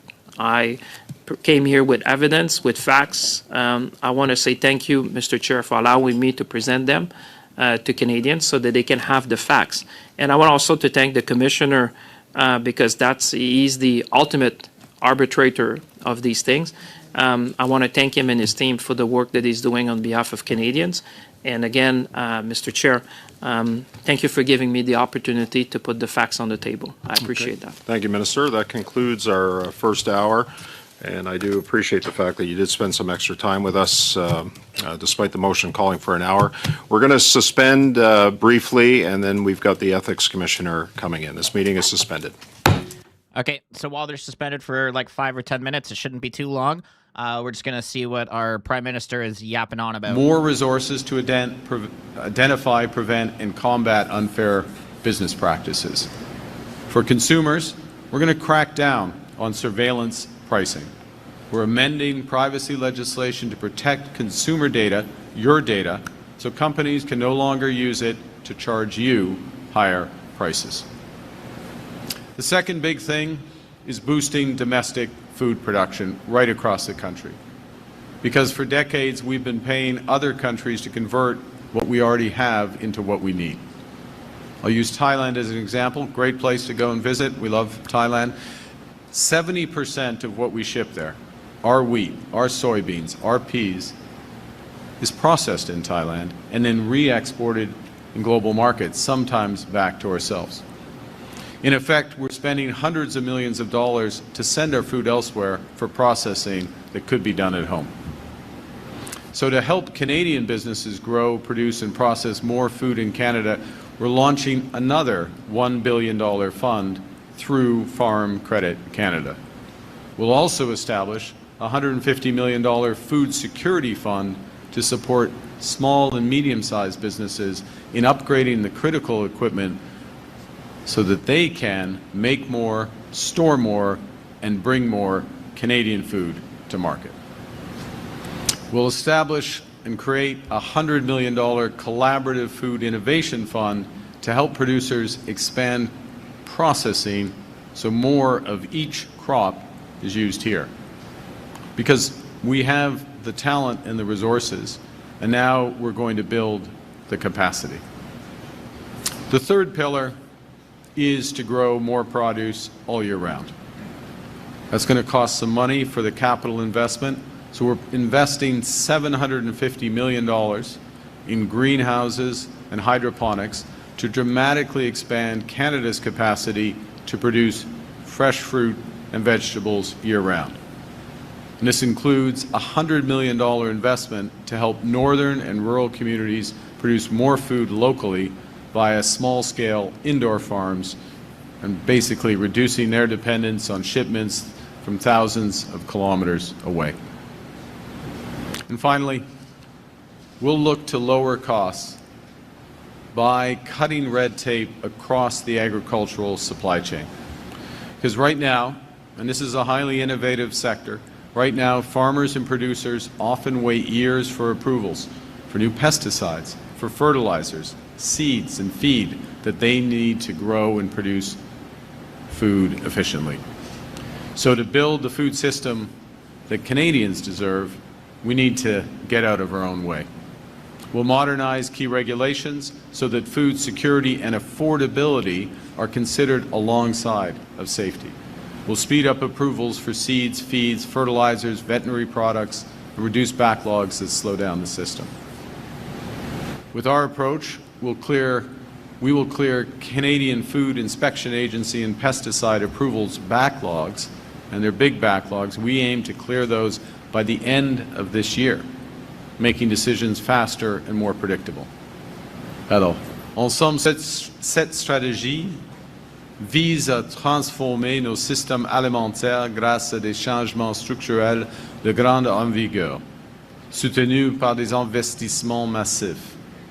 Et certains des résultats les plus importants prendront du temps à se concrétiser. C'est pourquoi nous donnons aujourd'hui un coup de pouce aux Canadiennes et Canadiens et leur offrons un pont vers l'avenir. Nous avons temporairement suspendu la taxe fédérale sur les carburants afin de faire économiser jusqu'à 10 cents le litre jusqu'à la fête du travail. Nous avons déjà réduit l'impôt pour 22 millions de Canadiens de la classe moyenne et grâce à la nouvelle allocation canadienne pour l'épicerie et les besoins essentiels, 12 millions de Canadiens et Canadiennes ont reçu leur premier versement la semaine dernière, soit jusqu'à 533 $ pour une famille de 4 personnes. So let me conclude. A country's sovereignty depends on its ability to feed, to fuel, and to fend itself.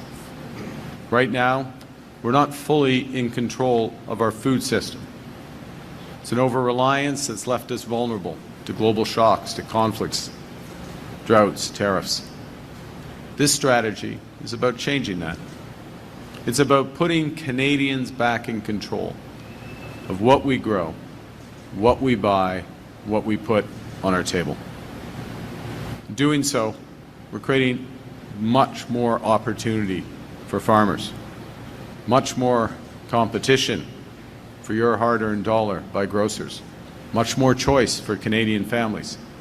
We're going to grow more at home, process more at home, and feed more Canadians with Canadian food. Building a Canada that's not just strong, but good. Not just prosperous, but fair and affordable. Canada that doesn't just work for some most of the time, but works for all Canadians all of the time. Our national food strategy will help create a strong, stable food system in Canada, from the farm to the grocery store to your dinner table. With that, Minister and I thank you. Thanks for your attention. Merci, and I look forward to your questions. Thank you very much. Okay, committee's back. Von Finkenstein. With him also is Lisa DeMoore, who's the Director, Advisory and Compliance, and Michael Aquilino is here, who is the legal counsel. Commissioner, I invite you to have 5 minutes for your opening statement to the committee. Go ahead, sir.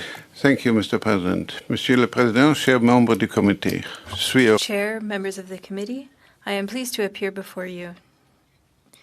I am accompanied by Lisa DeMoore, Director of Advisory and Compliance, and Michael Aquilino, Legal Counsel.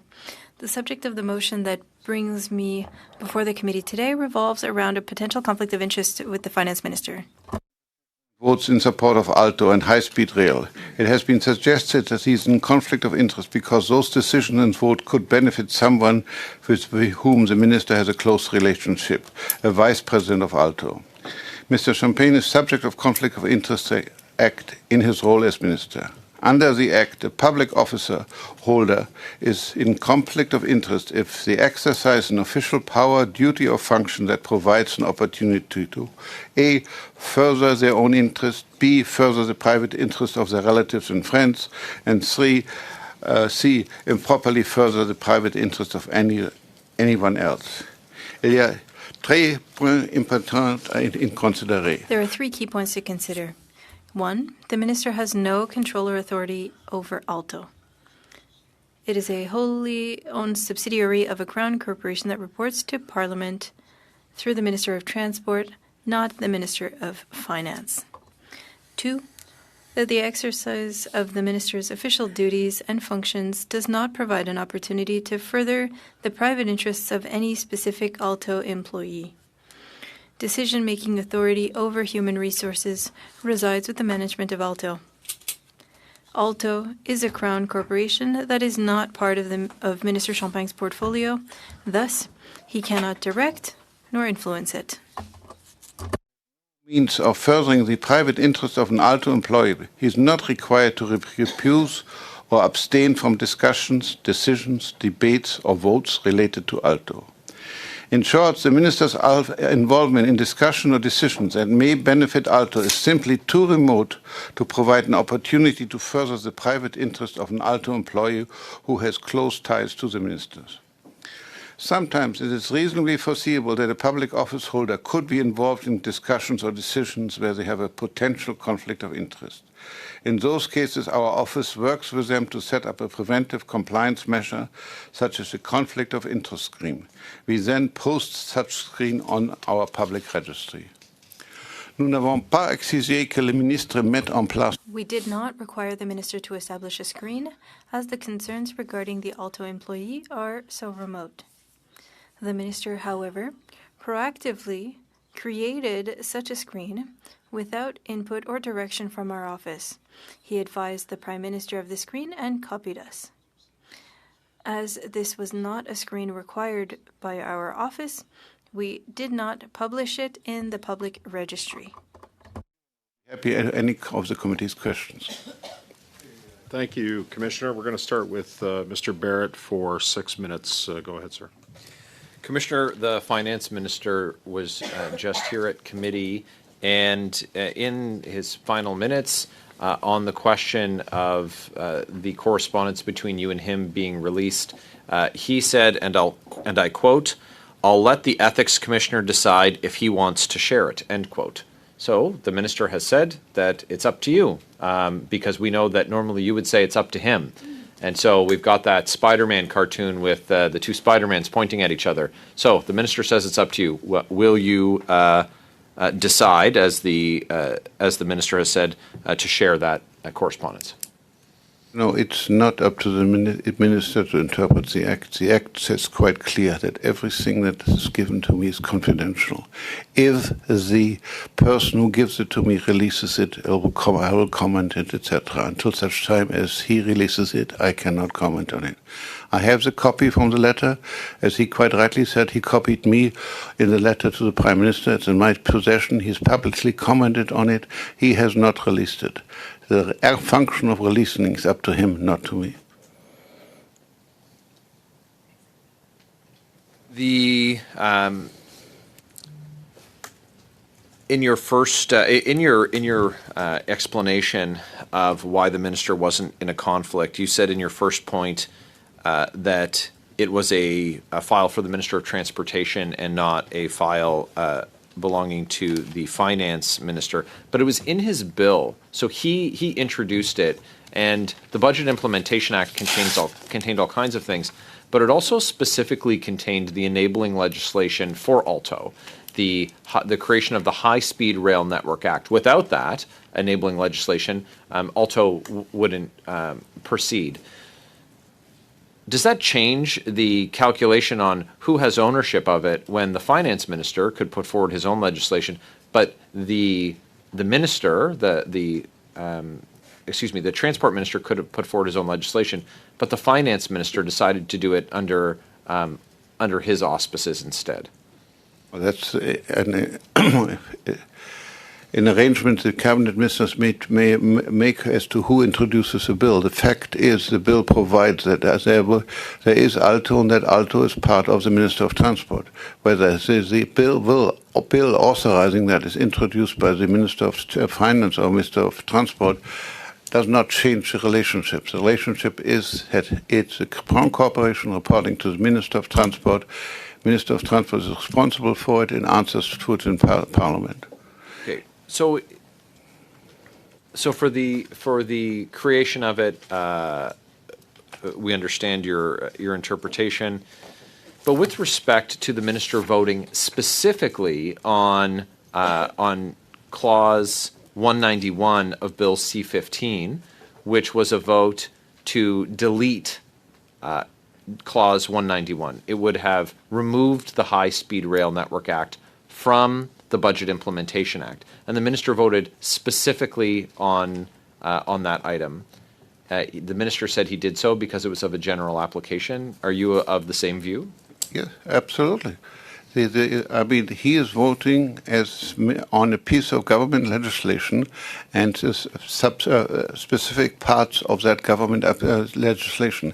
And it is that government legislation piece would create a Crown Corporation. If it had been deleted, the Crown Corporation would not have been created. That's fine. It still has nothing to do with him. That Crown Corporation, if once it is created, belongs to the Minister of Transport. He does nothing like every other member of Parliament to voting on a part of the Budget Implementation Act. That's his duty. The minister himself said that he believed he would be in a conflict of interest were he to participate in debates, discussions, decisions, or votes related to ALTO. And he said that in a letter to the Prime Minister in September of last year. Now, you've made public comments about your opinion, and you've made public comments in response to his comments on the advice that you've provided him. Are you able to provide us with the time frame in which you first provided or furnished him with that advice, that he would not be in a conflict?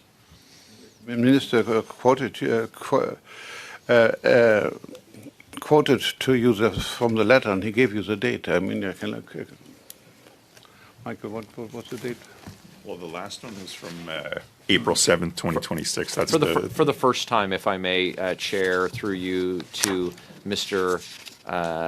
Alquino, the date of the first correspondence on the matter. Do you have that? I believe, as the minister confirmed, it was August, September, but we would have to confirm the date. But the dates that the minister provided were in line with our understanding. Because it was in September that the minister said that he believed he was in a conflict of interest. He would be in a conflict of interest if he were to do all of the things that he went on to do. Now, it was the minister's belief, and obviously you have since provided him with advice that was contrary to that. Were you asked if a recent or current executive at ALTO could provide work on the budget speech or presentation? Was that something that the minister or his office asked you for advice on with respect to whether or not there would be a conflict of interest? Quick response. You know what, as I keep telling you, what the minister advice that he seeks from us and we give him is confidential. He can disclose what we advised him, and he has. And so, therefore, what do you expect me to say? I'm sorry. Thank you. I don't quite understand the gist of your question. Maybe we'll return back to it, Madame Lapointe, pour 6 minutes, s'il vous plaît. Merci beaucoup. Ms. Lapointe for 6 minutes. Thank you, Chair. Welcome to our witnesses. Thank you for helping us with all of this. Commissioner, can you explain the preventive role that your office plays when a minister or public office holder seeks advice before acting? Ministers can always consult us. They will explain the situation to us and ask whether or not there's a conflict of interest. They ask what they can do, what they should not do, and ask whether or not there are measures to protect themselves. Once they have explained the situation, generally we will tell them whether or not there is a conflict of interest, and if there's a conflict of interest, we could propose certain measures. For example, in this case, the screen. And so with this screen, a minister would not participate in a discussion or decisions that would cause a conflict of interest. Is this a best practice that a public office holder consult your office proactively when they want to ensure that they are respecting all of their obligations? Yes, that's what we encourage people to do. Our role is to facilitate the work of MPs and to help them avoid conflicts of interest. We want to help them avoid any problems and not create any.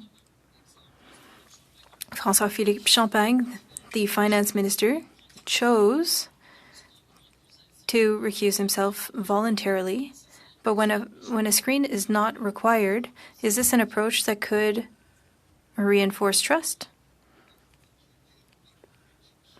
Let me explain our policy on screens, on the ethics screen.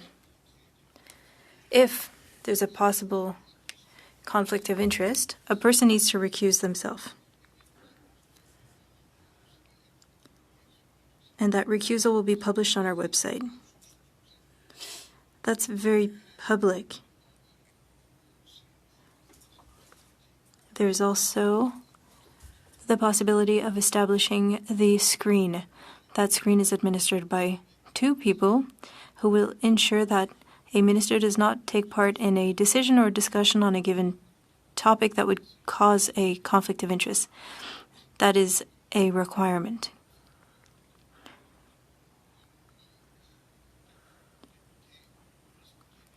We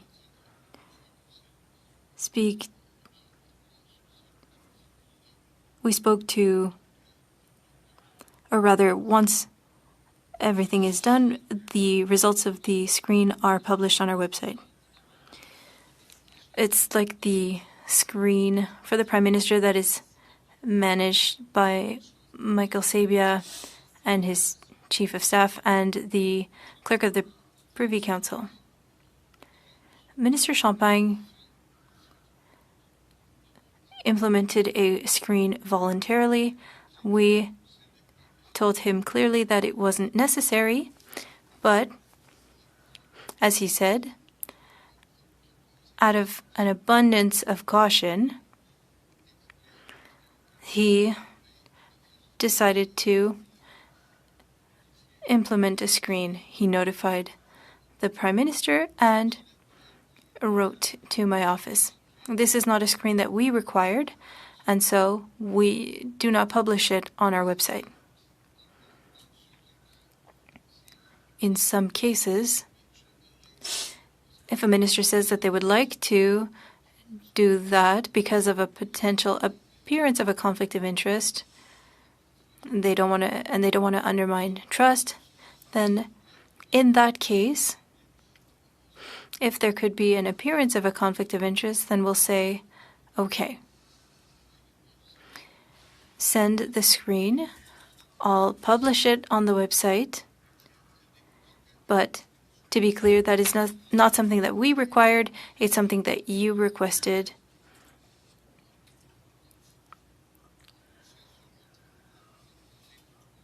We do it as a courtesy. We publish it as a courtesy.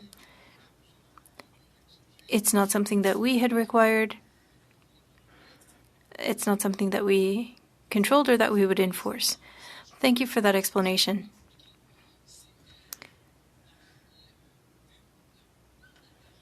So it was to avoid an appearance of a conflict of interest. There was no conflict of interest, but to ensure that he dealt with the potential appearance of a conflict of interest, that's why he voluntarily used the screen. He can do that. And if he asks me to publish that, I will. Minister Champagne did not ask me to publish the screen online, and so we did not do so. Thank you. Another question for you, Commissioner. How did your office decide that there was no conflict of interest between the finance minister and ALTO, the high-speed rail company? A brief response, please. ALTO is a Crown corporation. It's part of the transport minister's portfolio. It has nothing to do with the finance minister. The finance department funds many different things, but he is not responsible for ALTO. Thank you. Mr. Bonnet, you have 6 minutes. Thank you, Chair. Commissioner, when was it that the minister asked for your advice regarding the situation? Can you give the dates, please? As the minister said, it was in August 2025. That was the first time that he reached out to the office. And that was a letter that he sent? It was a conversation. And when did you respond to the minister? He asked for your advice. When did you respond? I think that there was a discussion with our office.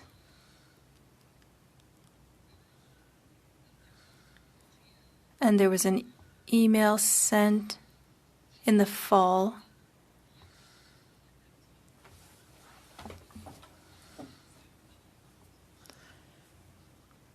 I didn't get an answer.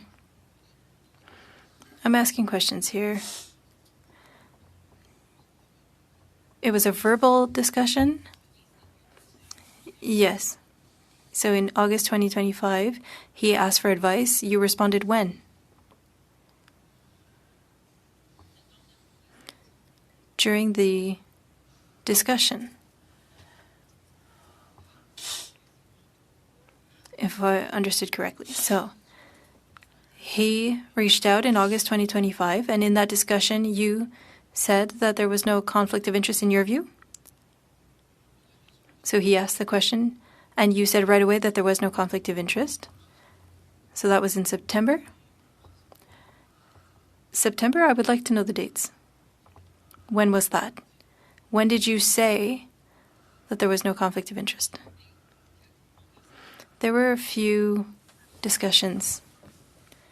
I think that my colleague had asked for this. Can you give us the chronology of events? Because things aren't very clear right now. I'm a bit surprised because you knew that you had to testify today. Microphone, please.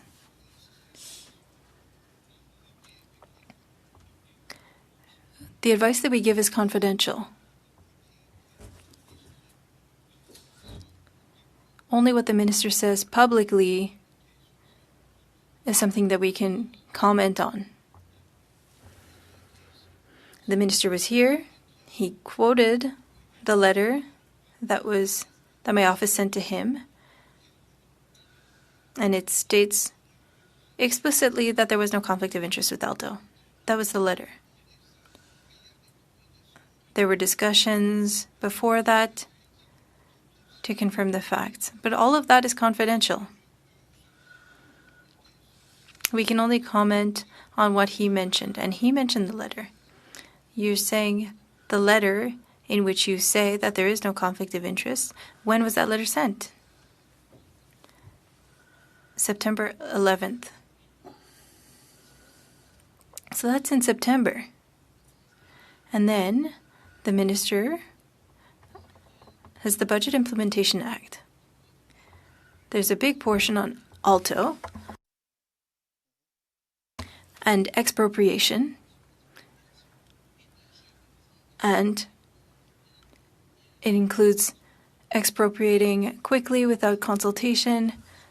You were not aware of that information when you gave your advice.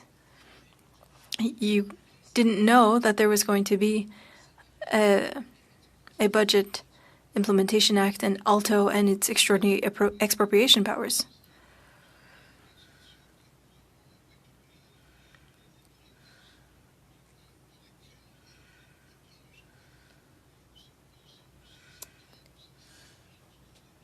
These discussions were confidential.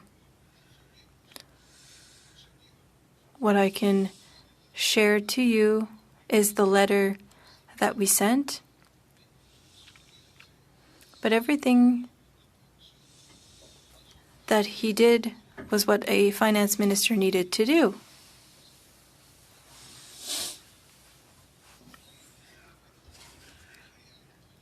He didn't create ALTO or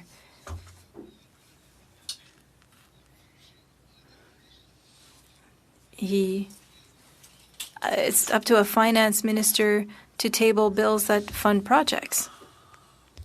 You said that that ALTO falls under the transport department, and then the finance department has something completely new, extraordinary expropriation powers, and so it can push a project forward. And knowing that, do you not think that there's an issue? I understand that you had already made a decision.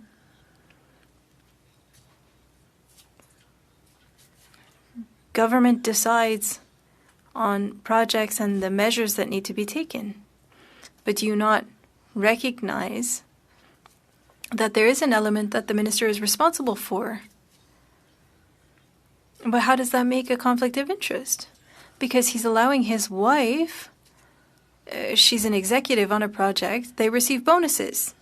They receive performance bonuses. And if the project moves forward very quickly, perhaps it would get a higher bonus. Are you saying that a minister authorized ALTO in order for his partner to get a job? Inaudible for the interpreter. I want to ensure that there is no appearance of a conflict of interest. You're not talking about an appearance of a conflict of interest here. Inaudible. J'ai donné un peu plus de temps. Mr. Bonnet, I gave you a bit more time because other members had a bit more time as well. But now your time is up. Thank you, Mr. Chair. Commissioner, who in your office worked with and provided advice to Minister Champagne in respect of his potential conflict of interest in relation to ALTO? The person who was assigned to him, like everybody, every minister has a specific person assigned to him. him or her who is this contact person. And who is that person? I don't identify my employee. It's my office that does it. It's not a single employee. It is, this is the contact person. Okay. He or she then consults with others. Then let me ask you more specifically, was Martine Richard involved in providing advice to Minister Champagne? As I say, it was a general opinion it's the position of the office that was conveyed by the person assigned as his advisor. Okay. Madame Richard is my top legal advisor. Whether she was involved in this or not, Yes. Well, she's also the sister-in-law to Dominic LeBlanc, and on April 7th, 2026, Mr. Barrett sent a letter addressed to you in relation to concerns about potential conflicts of interest involving the minister's involvement in voting on and moving various budgetary motions and the Budget Implementation Act in relation to advancing the ALTO project. Was Ms. Richard in any way involved in reviewing that letter? I'm sorry, I am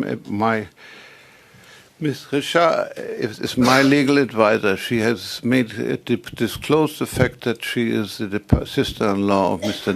LeBlanc, and anything involving Mr. LeBlanc and his conflict, she is filtered out. We have a filter inside, and she does not touch it. And she doesn't touch what, Commissioner? I beg your pardon? She doesn't touch what? Anything that has to do with Mr. LeBlanc or questions of conflict of interest regarding... But she is your senior general counsel and with the responsibility for investigations and legal services. So I presume that any time there's a letter written to your office requesting an investigation, that would come across her desk. Is that fair? Of course it would. Okay. But as I said, if it has anything to do with when anything comes in that it concerns Mr. LeBlanc. I understand, but you've answered my question that Mr. Barrett's letter would have come across her desk, and she would have been involved in providing advice to you in respect of... I didn't say what she would have assigned it to somebody, whether it was handled or not, but I don't know why the internal workings of my office... Did she assign it to someone else, or was she involved? I'm sorry, but I am not disclosing to you the people who work in my office and so that you can hold them out as having made mistakes or not.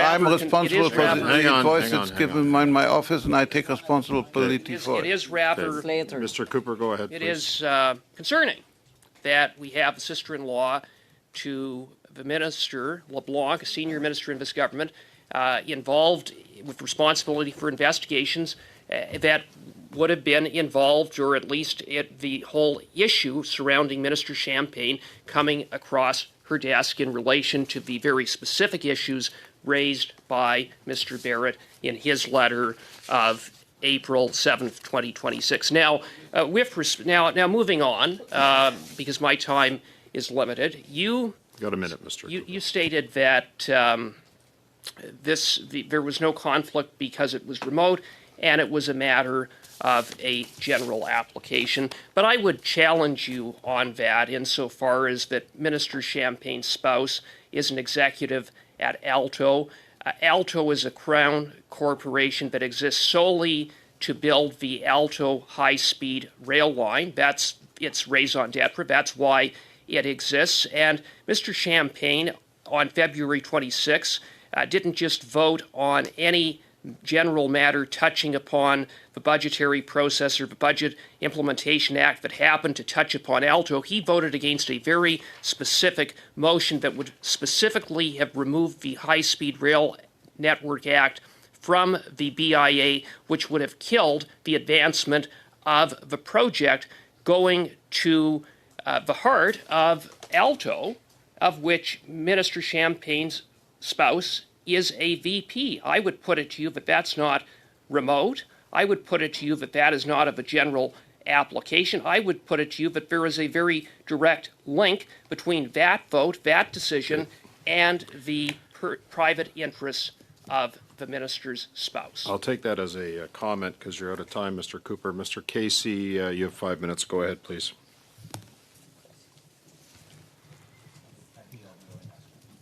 What's that? I believe. Oh, I believe- I've got Chong or Casey here second. So, Mr. Al-Sood, go ahead. 5 minutes. Thank you, Chair, and thank you, Commissioner, for being with us today. My first question, Commissioner, did the minister voluntarily approach your office for guidance? Yes. Okay. And is that common practice? Yes. Fantastic. And is it unusual for a minister to implement safeguards beyond those recommended by your office? How often does that happen? Relatively rare, Okay. but it hasn't. We have had requests like that. Okay. And you concur that the minister has gone above and beyond his requirements as it pertains to the Conflict of Interest Act? Fantastic. We told him quite clearly there was no conflict of interest. He felt, out of an abundance of caution, as he testified to you, it would be useful for him, and he wrote to the Prime Minister and copied me. Fantastic. Commissioner, could you explain your role under the Conflict of Interest Act and how allegations of conflict are typically assessed? Well, they can come they can come from the member of the public, can come from another minister, they can come from an MP.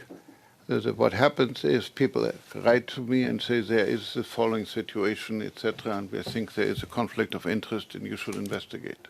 We get quite a few of those. We look at it and we try to apply the test of the set out in the Act. Is there any evidence or is there anything that could reasonably amount to a conflict of interest?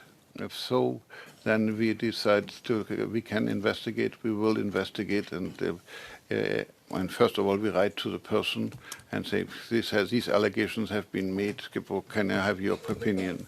I get a response from the person, and on that basis, if the response is good enough, and if we decide, no, that there's really nothing, or else that really doesn't satisfy me. There is still a reasonable doubt here that something is not amiss, and then we do have the ability to start an inquiry, and we have the full power of a court to ask for the persons to come and satisfy under oath, where they produce documents, etc., and then we issue a report. I understand the scope might be quite large, but what factors are typically used to assess whether there is a conflict of interest? Well, what factors? As you look at the Act and you look at the various three factors that I satisfied, is did the Act of the minister or the function he did, whatever he did it promote his private interest? Did it promote the private interest of his relatives or friends? Or did he improperly do something for a third party? And the key is there improperly. It wasn't just his normal action. He went outside normal action to do something improper. Now, without discussing any confidential information beyond what's already public, could you describe the sequence of interactions between your office and the Minister of Finance regarding this matter? Okay, but I think just to have it on my colleague who's in charge of that section can walk you through it. Yeah, for the reasons of confidentiality, I mean, we can confirm what the minister said in his appearance, which is that he approached our office in August. There was a series of conversations, and then, he was given the advice that the commissioner has confirmed that, in our opinion, there is no conflict of interest, no measures required. And then in September, as the minister outlined, he provided us with a copy of the letter, indicating that he was putting in place a voluntary measure. Fantastic. Have you revisited your conclusions at any point, Commissioner? No, I mean, there was no reason to revisit it because, as I said now several times, it is so remote that there is no link. This friend of the ministers is a vice president of ALTO. That's all. And ALTO is one of the many crown corporations we have, which he doesn't report to him on anything, etc. So to suggest that he, as Mr. Cooper says, tried to establish, he voted to keep ALTO alive and funded so that his friend would have a job. I mean, where's the connection? Where's the evidence? This is just so remote that I don't follow down that line. In assessing this matter, did your office examine whether the minister had decision-making authority over matters affecting specific ALTO employees? Of course not. He has, even the Minister of Transport has it's whoever runs ALTO, the president of ALTO, the HR people out there, they deal with their employees. The minister doesn't, and certainly not another minister. So. Okay, thank you. Thank you, Mr. Al-Soud. Monsieur Bonnet, si tu veux, tu prenais 5 minutes. You can take 5 minutes if you'd like. Thank you, Chair.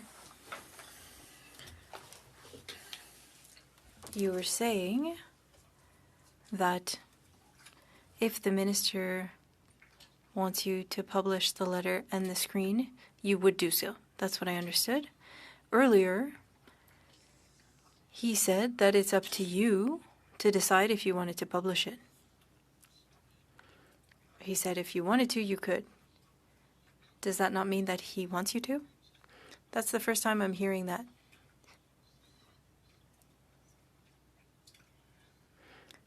If he calls me or writes to me and says, I would like for you to publish the screen,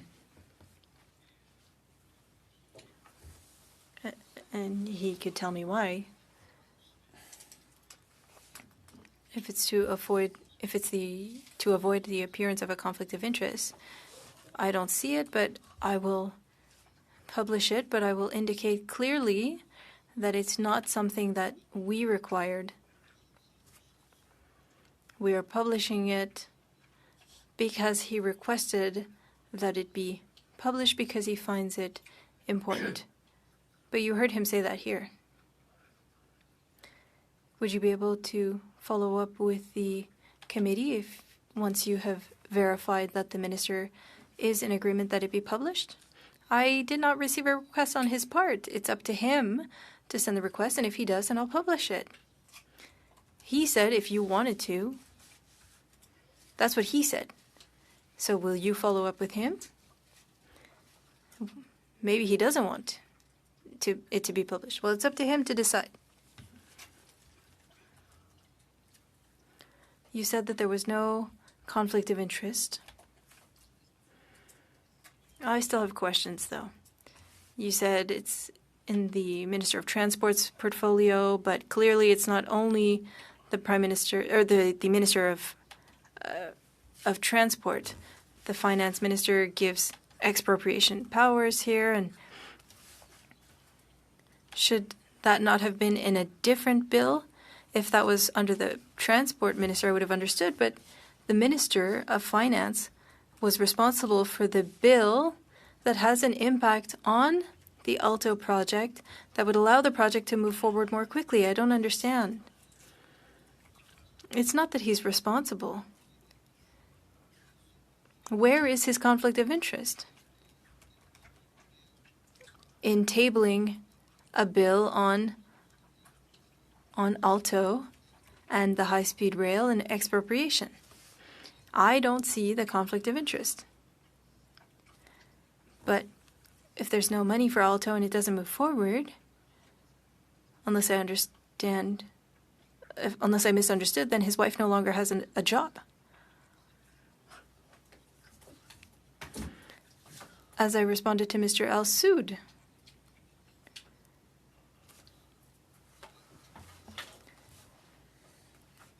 ALTO decisions were not made in order to give Minister Champagne's wife a job.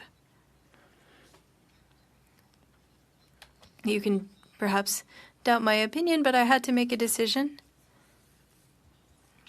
I'm going to come back. You said here that the Conflict of Interest Act and the appearance of a conflict of interest is important, and you would like for the appearance of a conflict of interest to be integrated in the legislation, but you're saying here that there is no conflict of interest. That was your call. But do you not think that there's a potential appearance of a conflict of interest in this case? Honestly, no. I don't see an apparent conflict of interest.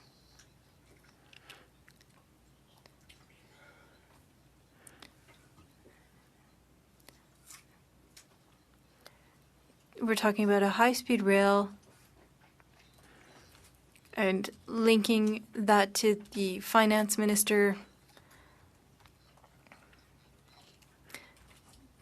saying that it's all there to create a position for the wife, I don't see the link there. 20 seconds, Mr. Bonnet. The screen that we talked about, you cannot publish it yourself. You have to ask for the minister's agreement first. The minister can ask that I publish it. You can't do it without his approval. Thank you.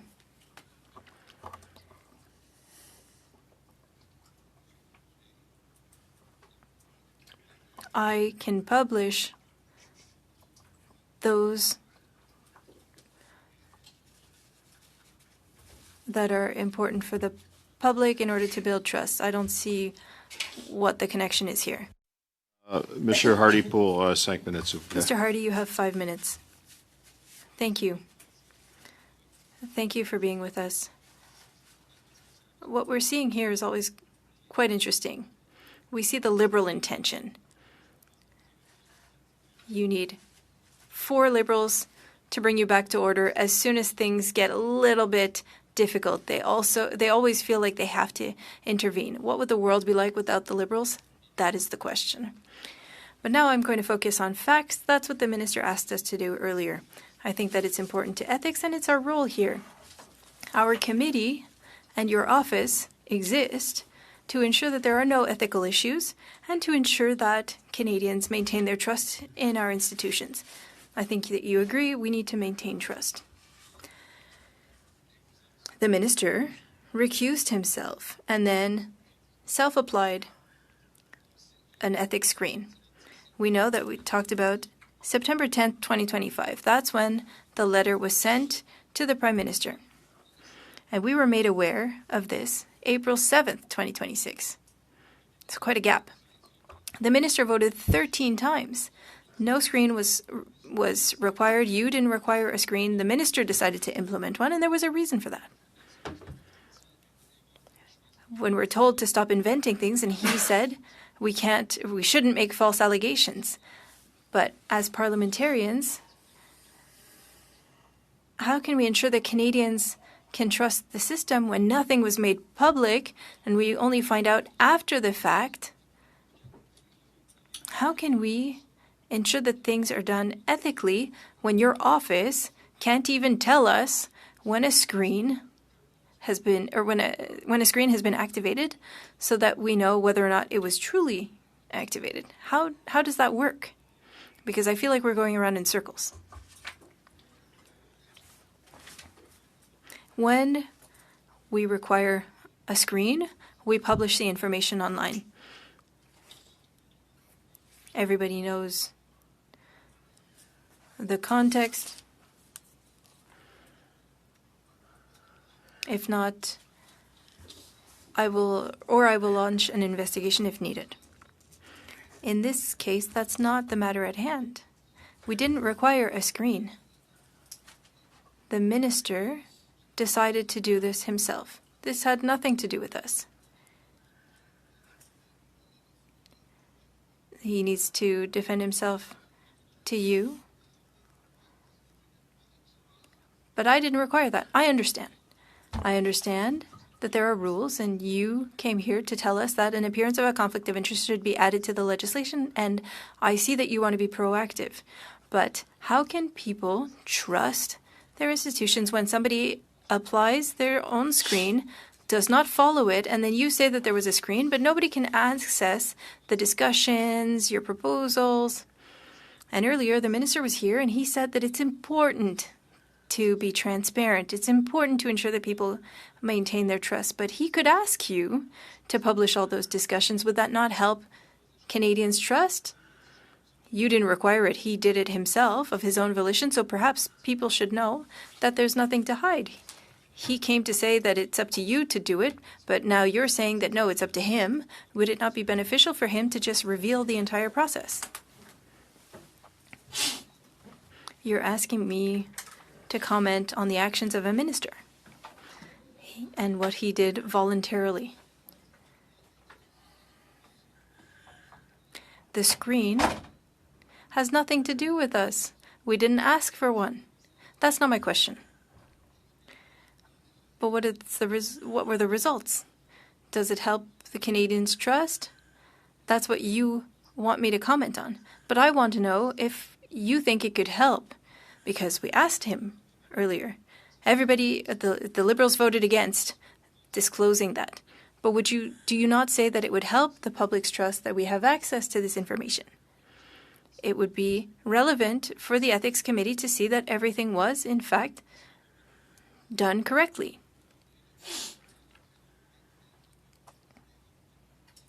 If he wants it to be made public, he can ask me to. I would like to come back to the general application rule because I think it's important. Mr. Hardy? 15 seconds. 15 minutes? No, 15 seconds. You have 15 seconds. You could come back to that because we're going to give the floor to Ms. Jagger, and we have enough time for 2 other rounds of 5 minutes for the Conservatives and the Liberals. Thank you, Chair. Thank you, Commissioner, for being back into the team. And just, I guess, helping Canadians kind of understand what you do. And I think just to take it down to the basics, are you able to share when the Office of the Conflict of Interest and Ethics Commissioner was initiated? As you know, remember, it was part of the Accountability Act that Prime Minister Harper brought in.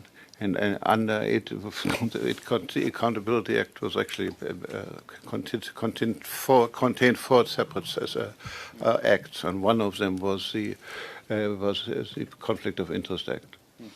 And my understanding is that it was established to prevent conflicts between the private interests and public duties of federal officials. Yes. Yeah. And so are you confident that the office continues to do that? Yeah. I mean, it does more than what you just said. It obviously wants to avoid conflict, but it also recognizes that good people, capable people, are needed in the public service. But good people and capable people have conflicts, they have networks, they have interests, etc. So you have to accommodate them and find a way that they can come in, serve the public, share their knowledge and wealth for the public good, and later on exit. And also when they exit, that they don't take advantage of what they learned in the. And so the Act tries to do this whole thing. Try to, number one, bring good people in, make sure there's no conflict, make sure that they can exercise it, but they can afterwards they exit. They don't use the information improperly. But on the other hand, you want to make sure that you do it at a minimum, so people aren't completely cut off from their environment, their contacts, their networks, etc. And it's a balancing act. And we do that all day long. We balance it. What is here? We want to make sure the public has confidence, but on the other hand, you don't put restrictions or limitations on people which are not necessary. And so can you tell me why Canadians should trust your office? Well, because they should trust us because we are totally non-partisan. I was appointed by Parliament. You all voted for me to take this job, and and my people try to look at the Act, look at the spirit of the Act, and apply it in such a way that it creates harmony. That's our goal, and that's our task. I also want to just thank you for not disclosing people in your office because it's tough. And when we're at the temperature of politics that we're becoming accustomed to, it's really hard for certain people to have private lives. And disservicing those individuals doesn't help. And we've seen a massive attack on individuals for serving in certain roles. So I just want to thank you and your team for the work you do. Can you tell me why you believe the general application rule exists and is needed? Well, because if it would be very difficult otherwise to really govern. Because they always you make a rule regarding income tax, let's say, or something. But it may benefit actually your husband because of some change in this. Does that mean you shouldn't be voting on Income Tax Act? No, it's an act that applies to everybody. It so happens it also touches your husband negatively, but hundreds of other people. I'm just making this up, to illustrate the point. The Federal Court of Appeal has confirmed that conflict of interest screens represent a reasonable exercise of your authority under Section 29 of the Act. Do you agree with that finding? As I mentioned, otherwise you always have, if you have a conflict, you have to recuse yourself. If the recusal gets published, it becomes a big deal. Rather than why go that way? Just make sure you don't get involved in decisions that can create a conflict of interest, and then we put the screen on there. We said we put that in place. We made sure that on these areas this person can't participate in decisions or discussion, and so for that reason. If by accident the screen doesn't work and the person gets involved, then he or she has to recuse himself. And there's repercussions to that. Yeah. So not everyone gets to find a life partner in life, but it appears that the approach that the official opposition and the third party are taking, that anybody who chooses to run for office needs to be single. And is that reasonable? No, the Act makes it quite clear that it applies to your family and to your friends, and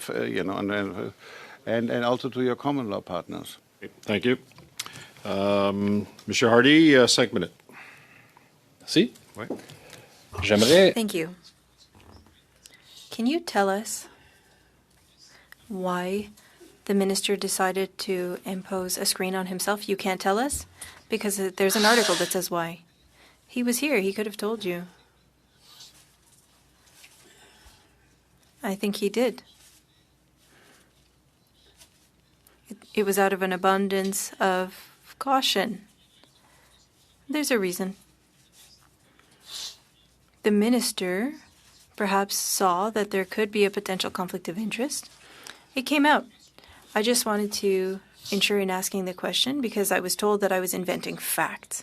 So what was shared in the media is that his wife is a VP at ALTO. So he saw that there could be a problem, and that's why he imposed a screen on himself, because there could be a perception of a conflict of interest there. You talked about the general application rule, and it was mentioned many times. If execs are giving themselves bonuses, and these bonuses will benefit the household, is that still of general application, whether we're talking about ALTO or any other project? If a minister has an impact on a project that will put money into his household or into their household, is that still of general application or no? I'm not saying that it's premeditated. I'm saying, is this still of general application? You're asking a real hypothetical. It's not hypothetical.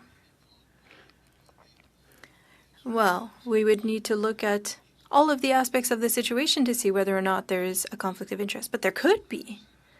It's possible. Depending if you give me a concrete example with facts. So at that point, there would be an ethics screen. So a limit would need to be imposed because there were decisions that would impact one's family, and then it's no longer of general application. If there's a conflict of interest, the general application rule does not apply.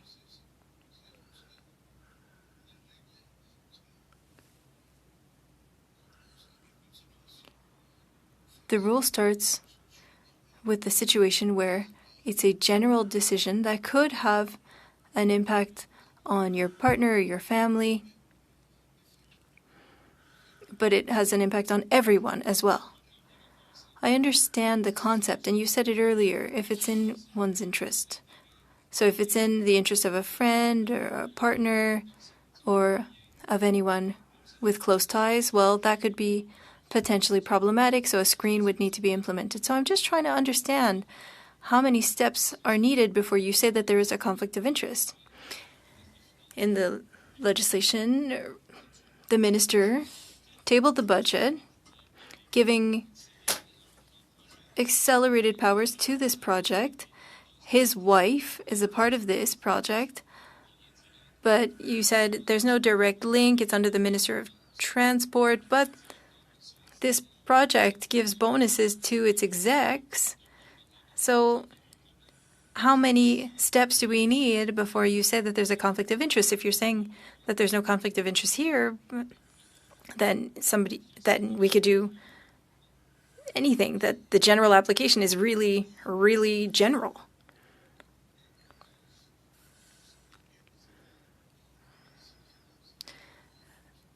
The Minister of Finance has a large portfolio. Budget decisions have an impact on all of government. They will have implications for many people. So nothing could be a problem then. Well, what's the connection between one and the other? If you can explain a direct nexus, well, that's my question for you. I'm trying to question this whole process. You're talking about a general application rule. It's a Minister of Finance. I understand that you make choices for the country. So every decision that a finance minister makes, well, you can say, well, it's in the budget. It's going to have an impact on everyone. How can we ensure that Canadians know that there's a commissioner who is independent, who will be able to ensure that these kinds of ethical situations don't arise? Thank you, Mr. Hardy. A brief response, please, Commissioner, if you can. No? The legislation has the general application rules. It's in the Act. I get to interpret it and apply it. We could have differences of opinion on this specific case, but the rule is there. And we need to apply it when it needs to be applied in order to ensure that we maintain the public's trust. I'll give 2.5 minutes to Mr. Bonnet, and then Ms. Lapointe will have 5 minutes. Mr. Bonnet, 2.5 minutes. Thank you, Chair.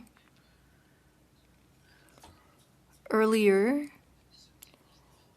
you said that the minister said that he was putting in place this screen to ensure there was no conflict of interest. You can make that published. You could make that public. Yes. If he asks me to.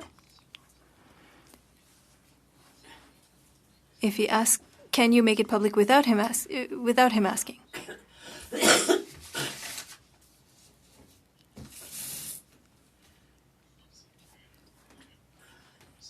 The commissioner has to follow the rules of the legislation. Unless the screen is required, any information that is given to us is confidential. That's not what I understood earlier. He cannot make it public unless it is required by the legislation, or that information remains confidential. Section 5110, I can publish specific things and any other document that I deem relevant.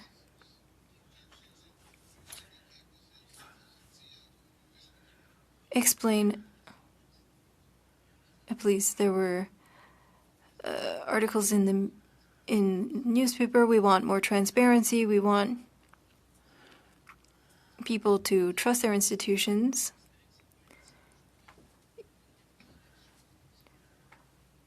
Should people not be able to know that there was a solid screen, that the minister did his job, ensured that there was no conflict of interest? You have the opportunity to make this public and rebuild trust, but you don't want to do that because you don't think it would help transparency?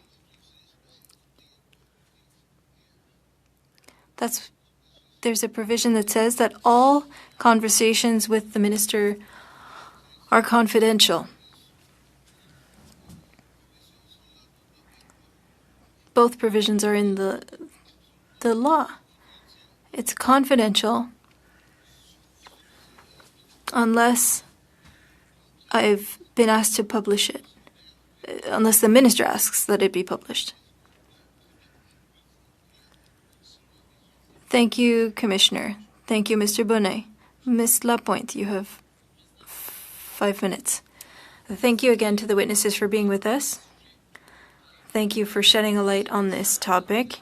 As you said, the Act is there and needs to be applied honestly for everyone, whether it be for us as members of Parliament, ministers who are public office holders. I will give you the floor. Is there anything that you want to add, questions that you weren't asked, any clarifications that you would like to make?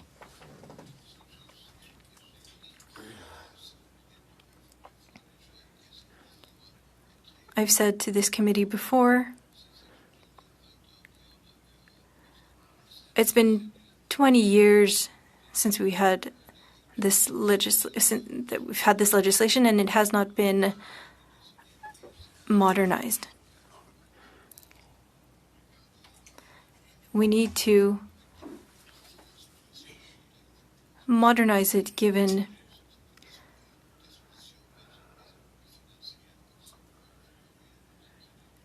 that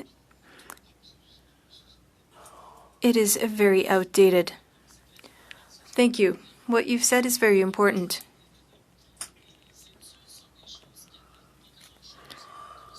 We should be focused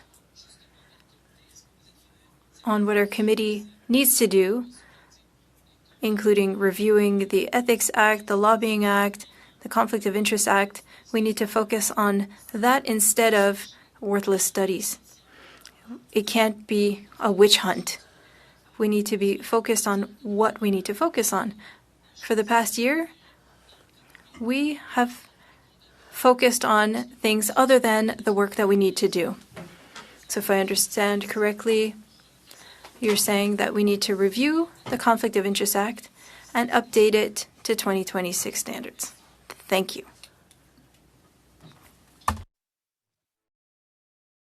Okay, that's that. That was just as spicy as I thought it was going to be. That was a pretty good freaking committee. Considering most of our committees this week, besides like Tuesday, was the only decent one that we had with Conacher. But yeah, that's it for today. We don't go live on Fridays, as you guys know, so we'll be live on Monday. And that is the final sitting of the House until September, is next week. Then they go on their like 3.5-month break. So, yippers. I will see you guys on Monday. Everybody have a great rest of your evening. Thanks for tuning in and watching. Thank you, Milo, for the super chat. I did say it when it came up, but if you're still around, thank you for that. And I'll see you guys Monday. Bye, guys.